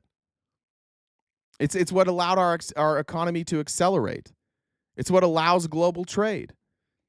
That money exists so that you can trade. And yes, some people accumulate more than others. But if the government is giving people loopholes so that they can make way more than others, and the more money you get, the easier it is to get more money, then it's a bad system. It will break. I don't understand why you guys don't get this. Like, it's like you think that money just, like, you work and money shows up, and the more you work, the more money you get. It's not true. My mom worked her ass off her whole life. She worked 60, 70 hours a week as a school teacher. She's not a millionaire. She never was. She worked her ass off. She worked harder than anybody else I knew. She worked way harder than my neighbor he ran a car dealership. He retired when he was 45. He's been retired for 30 years. She retired when she was 70. It's different. It is not your money. And so we just have to have an economic system that makes sense. Yes, some people will be rich. The people who are rich also will have to pay more in taxes. It's the way it is. That's what every other country does. That's what we did. That's what made us successful. And then in 1982, a bunch of rich people convinced you and your dumbass friends, probably your dumbass parents, oh, yeah, we'll totally trickle it down. And now they're not. And you're like, yeah, they were still right. They deserve it more than we do. It's not theirs, dude. Like, they've rigged this entire system so they can have all the money. You're like, they deserve it. They rigged it for them. You could have rigged it. Yeah. I'm advocating that we don't have rigged systems. I'm just advocating for fair systems. And by fair, by the way, I simply just mean I want the best outcome possible. I want the most people to have the best life. I don't want 4 people to have a life that nobody could dream of and 30 million people living in the streets. I want the most amount of people to be able to have a house, to have food, to have a vacation every once in a while, and to live and have a fulfilled life. I want a system that encourages that. That's the difference between the right and the left. We want what's best for the collective, and you guys want, whether you like it or not, what you want is what's best for the rich, because you want to be a rich. And so you think that, oh, if we eliminate a rich, I'll never be able to be rich. I'm telling you what, the rich have always done well in this country. We have always had rich people, and they've always done very, very well. Just never like now. Idiots want to tell me about the difference between marginal tax rates and effective tax rates. You go look up what the effective tax rates are. I would go back to the effective tax rates in a heartbeat from that period. Effective being after they do their deductions. By the way, taxes aren't socialism. I got to help you guys with this. Turning to socialist policies aren't. This is taxes. Nobody's talking about socialist policies, and you got to stop being afraid of the word fucking socialism. Because by your definition, then when the police show up at your house, you should pay the bill. When the ambulance picks you up, you should pay the bill. When you drive down the street, you should pay a bill. Every time you drop off your kid to school, you should pay for it. Every time you turn on your power, you should pay right then. Every time you connect to your cell phone, you should pay. Every time you turn on your cell phone, you should give the government money. The government provides services. It is not socialism. The government does this. You've just been terrified of the word socialism. And you know by the way, who do you think funded that? Who do you think funded the Red Scare? Rich people. They want you to be afraid of the government so that you don't support the government telling them that they can't rig the system. You are bootlickers that way. This is not socialism. And stop. By the way, if you're a socialist or you're a capitalist, I think you're both wrong. It never works. Nobody has ever made socialism work. Nobody has ever made capitalism work. Nobody. Not for any extended period of time. Every country who has survived a long time has a mix of economic ideas, and sometimes it leans a little more capitalist, and sometimes it leans a little more socialist, but nobody has ever made it work on either end. You cannot look at America and say W capitalism, because we have elements that socialist countries use too. But high taxes for rich people is not socialism. The Industrial Revolution, the massive expansion of the middle class in this country happened under 90% top marginal tax rates. What the fuck are you afraid of? They're telling you, if we go to 90%, we're socialists. Well, were we socialists from 1930 till 1982? Were we socialists during that time? And if we were socialists, what the fuck are you afraid of? Your parents went to school for free. Your grandparents probably went to college for free. Everybody had an opportunity to have an education unless you were in certain marginalized groups. What are you afraid of? You're literally like, America's amazing. I love America. Greatest country in the world. We won World War I. We won World War II. We had the Industrial Revolution. Yeah. All under this policy that you hate now. You just got duped. You're letting these rich people convince you that life is unfair for them if they don't get to hoard money. That's fucking crazy. And they're this and this and that. Sorry, Lorraine said, thanks for you, thanks for all you and your team does. You're so appreciated. Just so sad Trumpers are simple-minded and now learned until they broke. Tanya says, keep up the good work, team. Austin Sophia, a little joke. Why do Republicans continue to support Trump? Because they really believe in taking a baby to full term. Tax the wealthy and make their tax dependent on how they invest in their employees. I think I read that. Double the rate it was today. Double the effective tax rate. Put up that other chart. Put up, again, income gains. And this is to 2018. I can assure you that 95th percentile is through the roof. This is not trickle down. Now, just remember, they call it trickle down economics. They call it supply side economics. It's simple. It's supply and demand. No, it's not. It gets introduced, and the 1% make all the money. They're not doing more. By the way, they're doing way less work. How can Elon Musk simultaneously run 3 companies and play video games and tweet all goddamn day? And you're like, yeah, he deserves it, dude. He works hard. He just works harder than everybody. No, he doesn't. He works a lot less. I promise you I work more than he does. They just tell you they work harder. They don't. Look at this. These are income gains. Everybody's pretty much equal. Trickle-down economics, fuck the middle class, fuck the poor people, rich get all the money. And again, this is till 2018. We saw the biggest transfer of wealth in history in 2021 and 2022. So this is even wider. I don't know what else we have to show you to prove that trickle-down economics does not work. It doesn't fucking work. What Republicans will show you, just so we're clear, what Republicans' argument will be is, oh, look, the average wealth of Americans went up. And what they do is they take the total wealth and then they average it out. And they're like, look, our wealth went up collectively. The average American's wealth was $175,000, and now it's $225,000. And you're like, cool, that sounds good. But when you look at this, why did it go up? Because these guys got 90% of it, 95% of it. And yeah, so there's more money. And if you average it to everybody, but everybody's wealth is 140,000 now, and their wealth is 5 billion. And when you average it together, yeah, it brings up the wealth, the level of wealth for everybody else on paper. But in practice, this is what we're looking at. In practice, the middle class is evaporating. The middle class is just becoming the poor. And you can see where it starts to break right around the late 70s. Right around the late 70s. In 1980, you start to see Johnny said, here's my third message. Thanks, Johnny. Go down for the median and the bottom 20th percentile, and it shoots up on the 95th percentile. Do the other one. Do the top 1% versus the bottom 50%. You can see it really clear what's going on in this country. Look at what happens starting in 1981. The blue line, the bottom 50%, starts to precipitously go down. The red line goes up.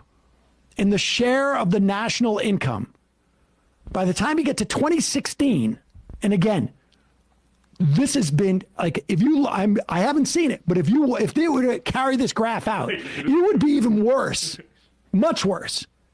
That's 1% of the people. 1% of the people own this much, own 20% of the wealth, while the bottom 50% own 14%. And it is worse. Now, this number is up, I believe, the top 1%, it's around 50% now.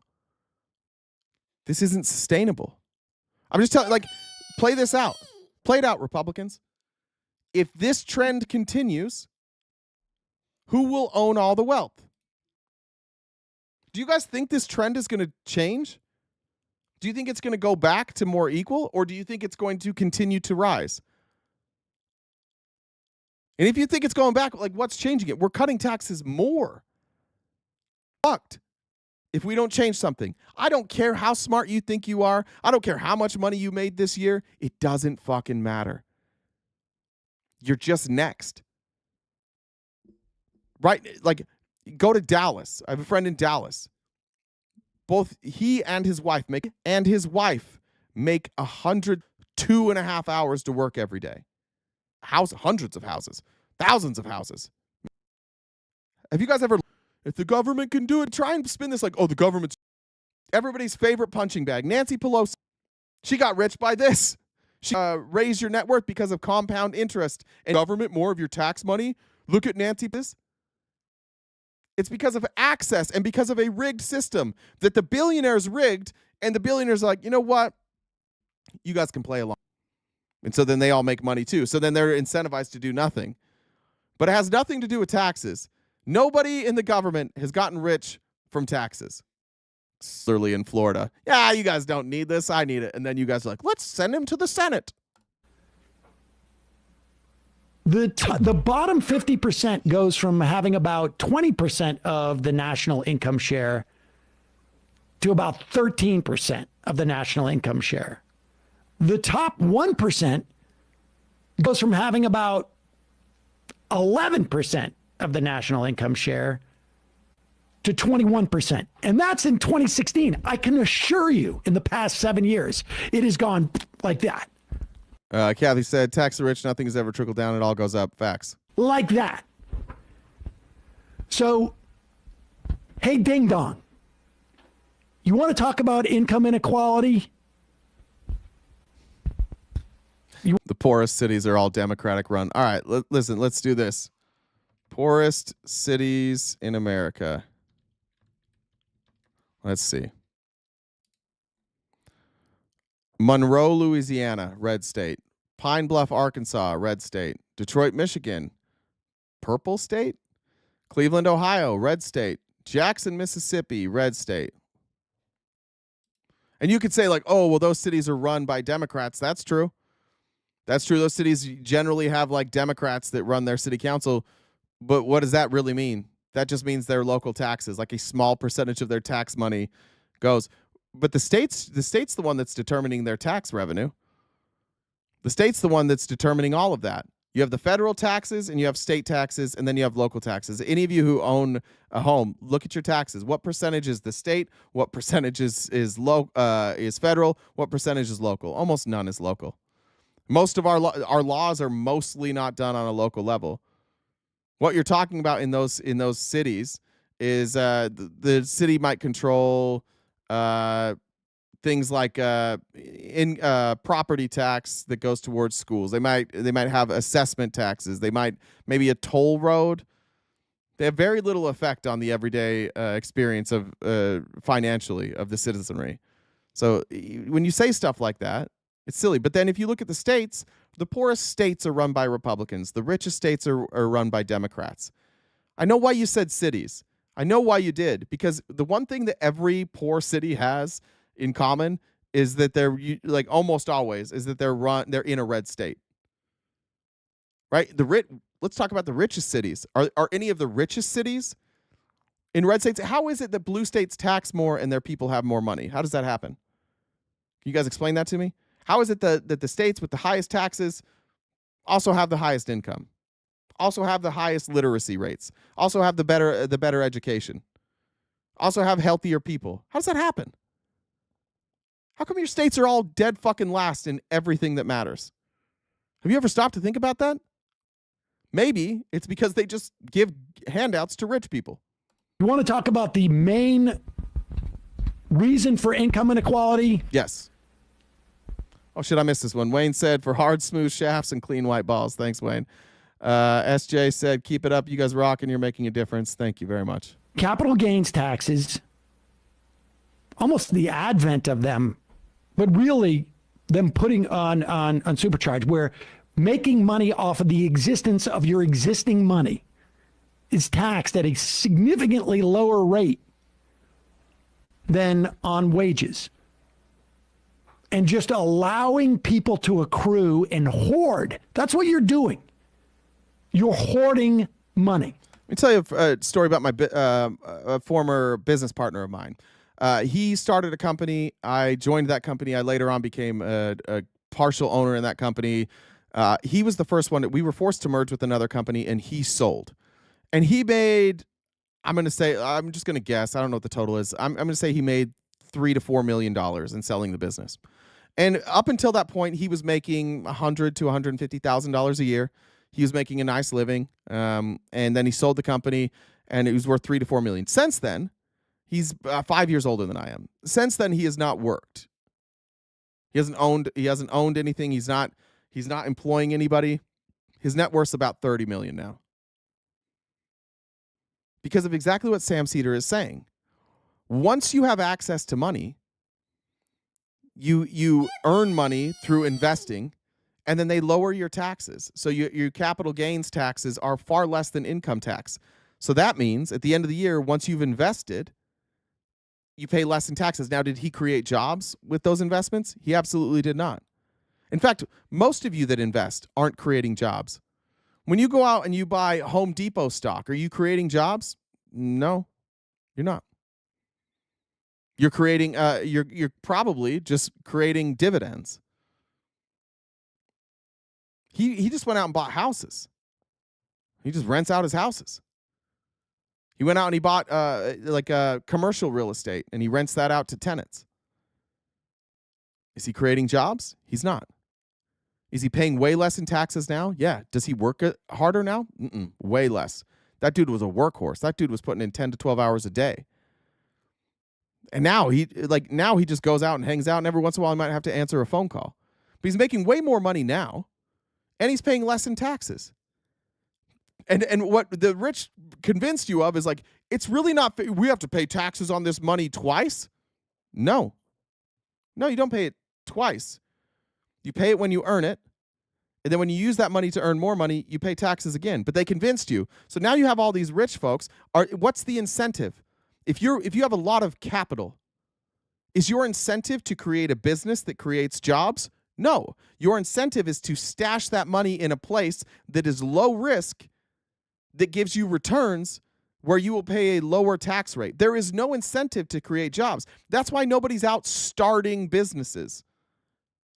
That's why everybody's just trying to create a business that they can sell to a monopoly. And then once you sell out, do you go and you create more businesses? No. You just go find low-risk investments that don't create jobs, that just create money, and then you pay less in taxes. It's the dumbest fucking system. Again, there's a reason no other country does this. Nobody does this. Nobody's looking at America going, yeah, that's how we ought to do it. That's how we ought to do it. And ironically, we got it from Russia. We're like, nice. Ooh, check out those Russians. They got this shit figured out. Let's do an oligarchy. And now we're on our way to an oligarchy.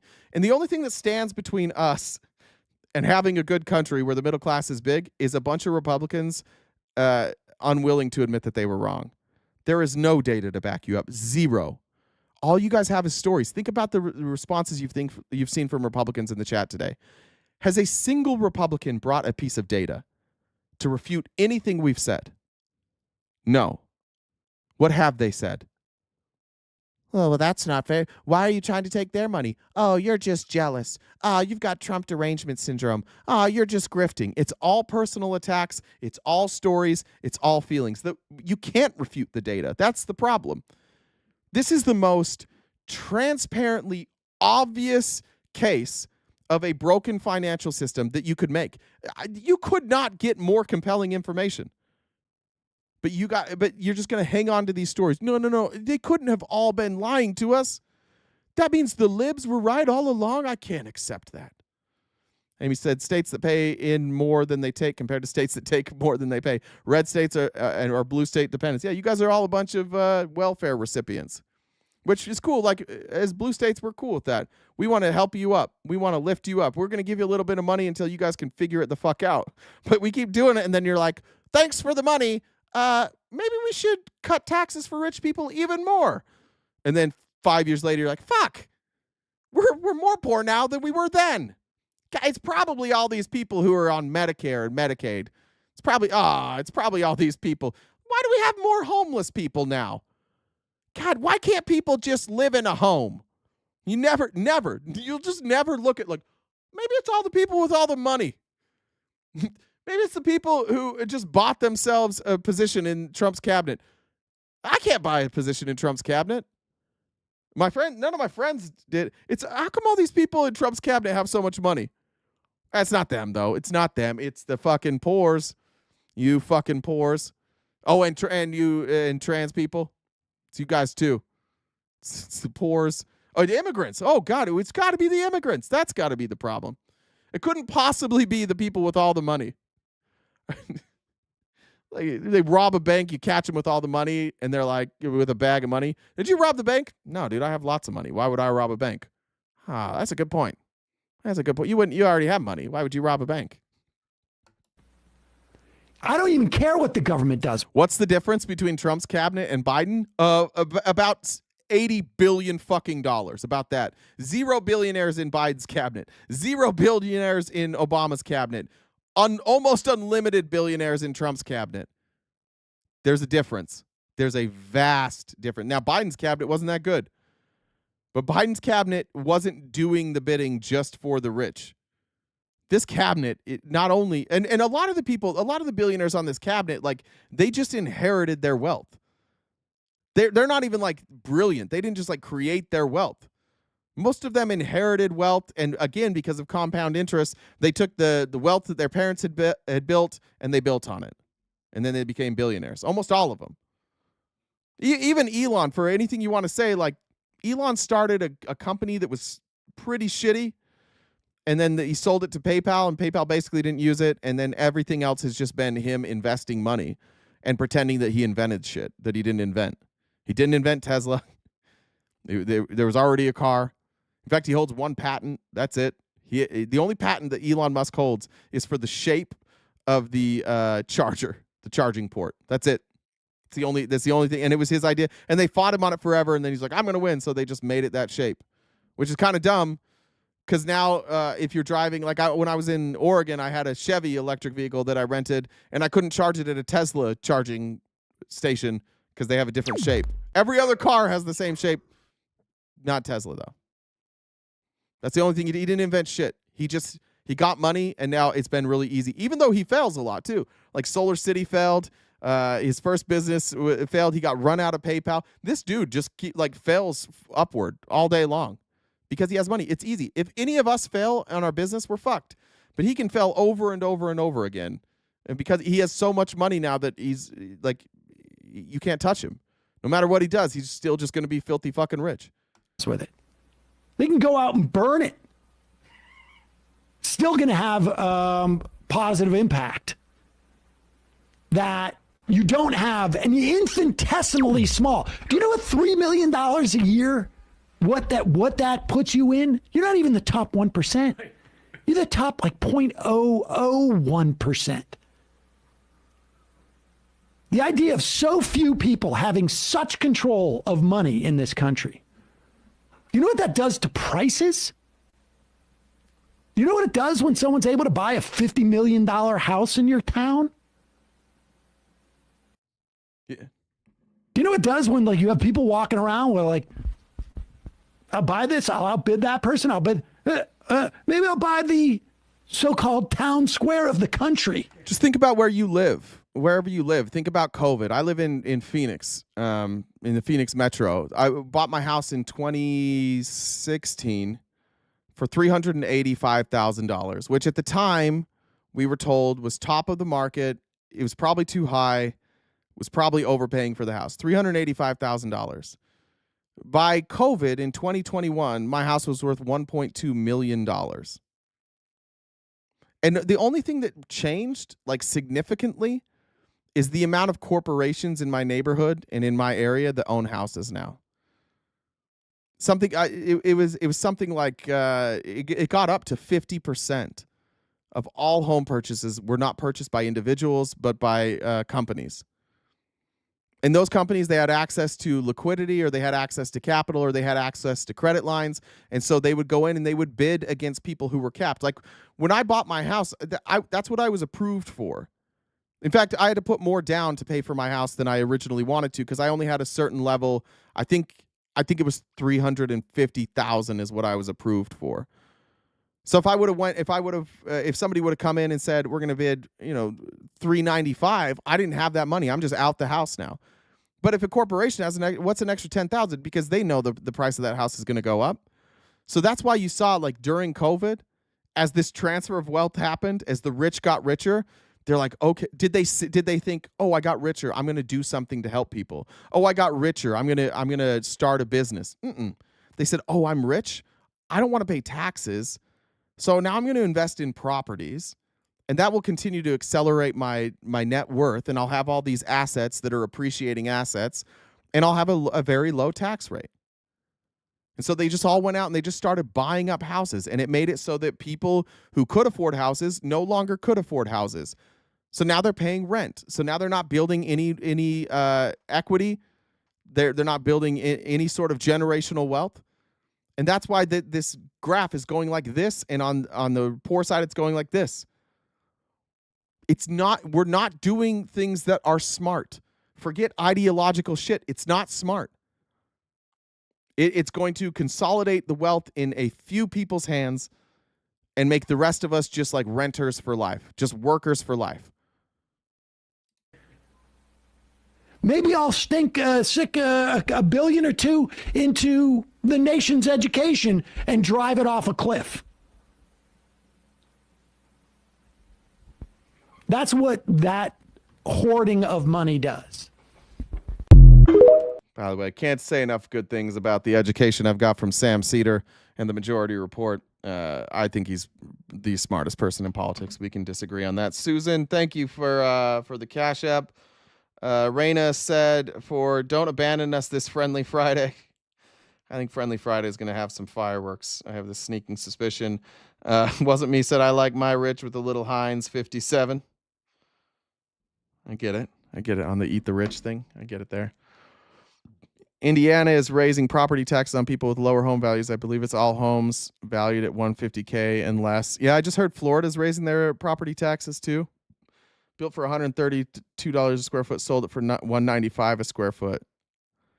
I don't know. Yeah, there you go. Yeah, that's what I'm saying. Signosis, and this is the thing that I wish that we could get people to understand. What you did, most people can't do. And what you did benefits you in the short term, but in the long term, unless you're able to take that money and continue to flip it, like the only scenario where you come out on top is if you continue these gains and you time markets correctly and you get to a point where like your money is so large and you have so much influence that like it can't be touched. And that's really the point. Like I flipped houses for a while too. That was a bit. There's something called home investors.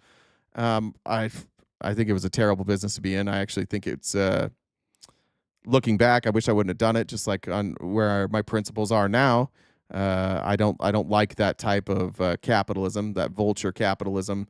But yeah, I did that. I took some money that I had made and I invested in flipping houses, and I bought a home investor franchise, and so I've done that. But home investors, that franchise, there were lots of people. Those franchises. I think when we bought it, it was like maybe $40,000 or $50,000, but now they got up to like $200,000. And what used to happen is we would kind of just wait for calls for people who had like old dilapidated properties. Generally speaking, it was like their parents had lived there, one of their parents, and the parent died, and the house was needed $80,000, $90,000, $100,000 worth of work. And they're like, we don't have that kind of cash. We'd rather just get out from under it. And so we would go in and we would pay 60, 70 cents on the dollar, whatever made sense. And we knew basically what we could sell the house for once it was fixed up, and we would do that. And this was in Utah during COVID. And because so many people were moving from California to Utah because of the tax breaks, we couldn't even buy houses. Like we would take houses that needed $100,000 in work, and they were selling at 95 cents on the dollar. There was just no margin for us. And so that business, people had invested even in that business, and that got taken away. And so the only people that could afford houses were people that could buy a family home at that point that had the finances, or corporations who were willing long term to eat the cost that it was going to cost to renovate. It costs $100,000. They're like, that's fine. I'm planning on sitting on this house for 10 years, so it's fine. I'm going to eat that $100,000 now. I'm going to get all that back. It's fine. But for people who were doing flips, like they couldn't even do it. There was no more like even quick cash flips. So even in a system where a lot of people didn't like house flippers, they got rid of the house flippers that were doing it for pennies on the dollar, and they kept the benefits for the rich. And that's how all of this always works. Like it's always the middle class who gets screwed. Every time one of these massive corporations exists, it's middle-class people screwed. How many businesses do you think, let's see, how many businesses do we think Amazon has crushed? Let's see. How many businesses Amazon put out of business, if we just had to guess?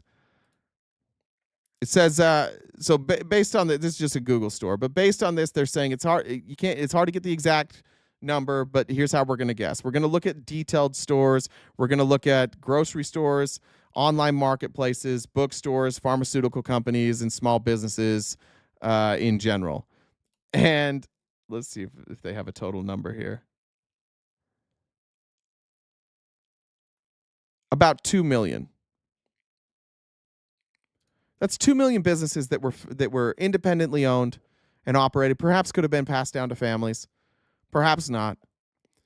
But that's 2 million business owners that disappeared overnight for Amazon, so that Jeff Bezos, who didn't create any of those businesses, could become the one CEO. And then we look at him, we're like, it's incredible. Look at what he's done.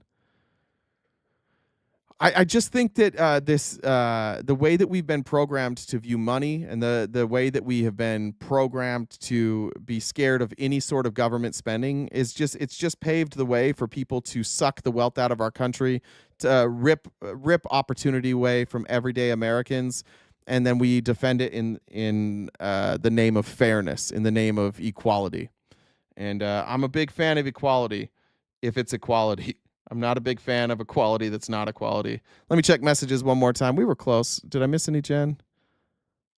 I appreciate you guys. We were real close on the goal today. Thank you guys so much. That goes a long way. You have no idea. We work a lot of hours, and when you split it up, it's a lot of work, and we hope that at some point we don't have to rely on donations. But for now, we really appreciate it. Pink said couldn't catch the show today, but here's my contribution. Thank you, Pink. That's very kind of you. Jen, do you have anything else to add before we get out of here?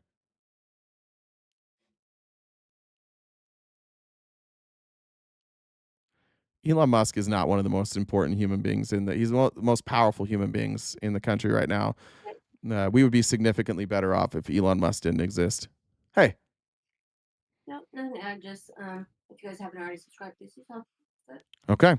Yeah, just a reminder, we do have paid subscriptions as well as free subscriptions on YouTube and Twitch. So check that out. I'll be on TikTok, I'm guessing, a lot today and tomorrow. There's a lot of things that have happened with Mr. Jones, some that are very concerning. So stay tuned on that. If you're on TikTok and you're following that, I likely will see you a lot of places. This went from me not wanting to be involved to now I feel like not only am I forced to be involved, but I'm probably forced to be a little more aggressive, which we're gonna do. So I'll see you guys on TikTok here. I'm gonna grab some lunch and then I'll probably be over there. I got some phone calls to make, and then I'll see you tomorrow morning for Friendly Friday. Starts at 9:30 a.m. to 1 Pacific Standard Time every weekday. Friendly Friday tomorrow's the last hour of the show. So if you have something to say and you're a friendly, come up that last hour. If you have something to say and you're not a friendly, you get to come up anytime. See how we do that? We cater to you, Republicans. You have an opportunity to talk anytime. And those that agree with me, they only get 1 hour once a week. And sometimes, like last week, we even skipped it. So I'm catering to you guys once again. Benny, thank you. Said a little help to hit that goal last minute. I appreciate you, my friend. Mountain Bike Fan said, I really like the discussion about letting the rich screw all of us. We need to change that. Thank you, guys. All right. Or do we have a raid set up, Jen? Do you know? Bree? Is Bree here? I don't know. Okay. Yeah, it looks like Bree's got one for someone. Bree's got one? J. Mary. J. Mary, you said? J. Mary. Oh. Marianne. J. Marianne. Okay. Awesome. All right, everybody. We'll see you tomorrow morning. Unless I see you on TikTok later today. Take care of yourselves. Take care of your mental health. Stay cute and cool, and have a great summer.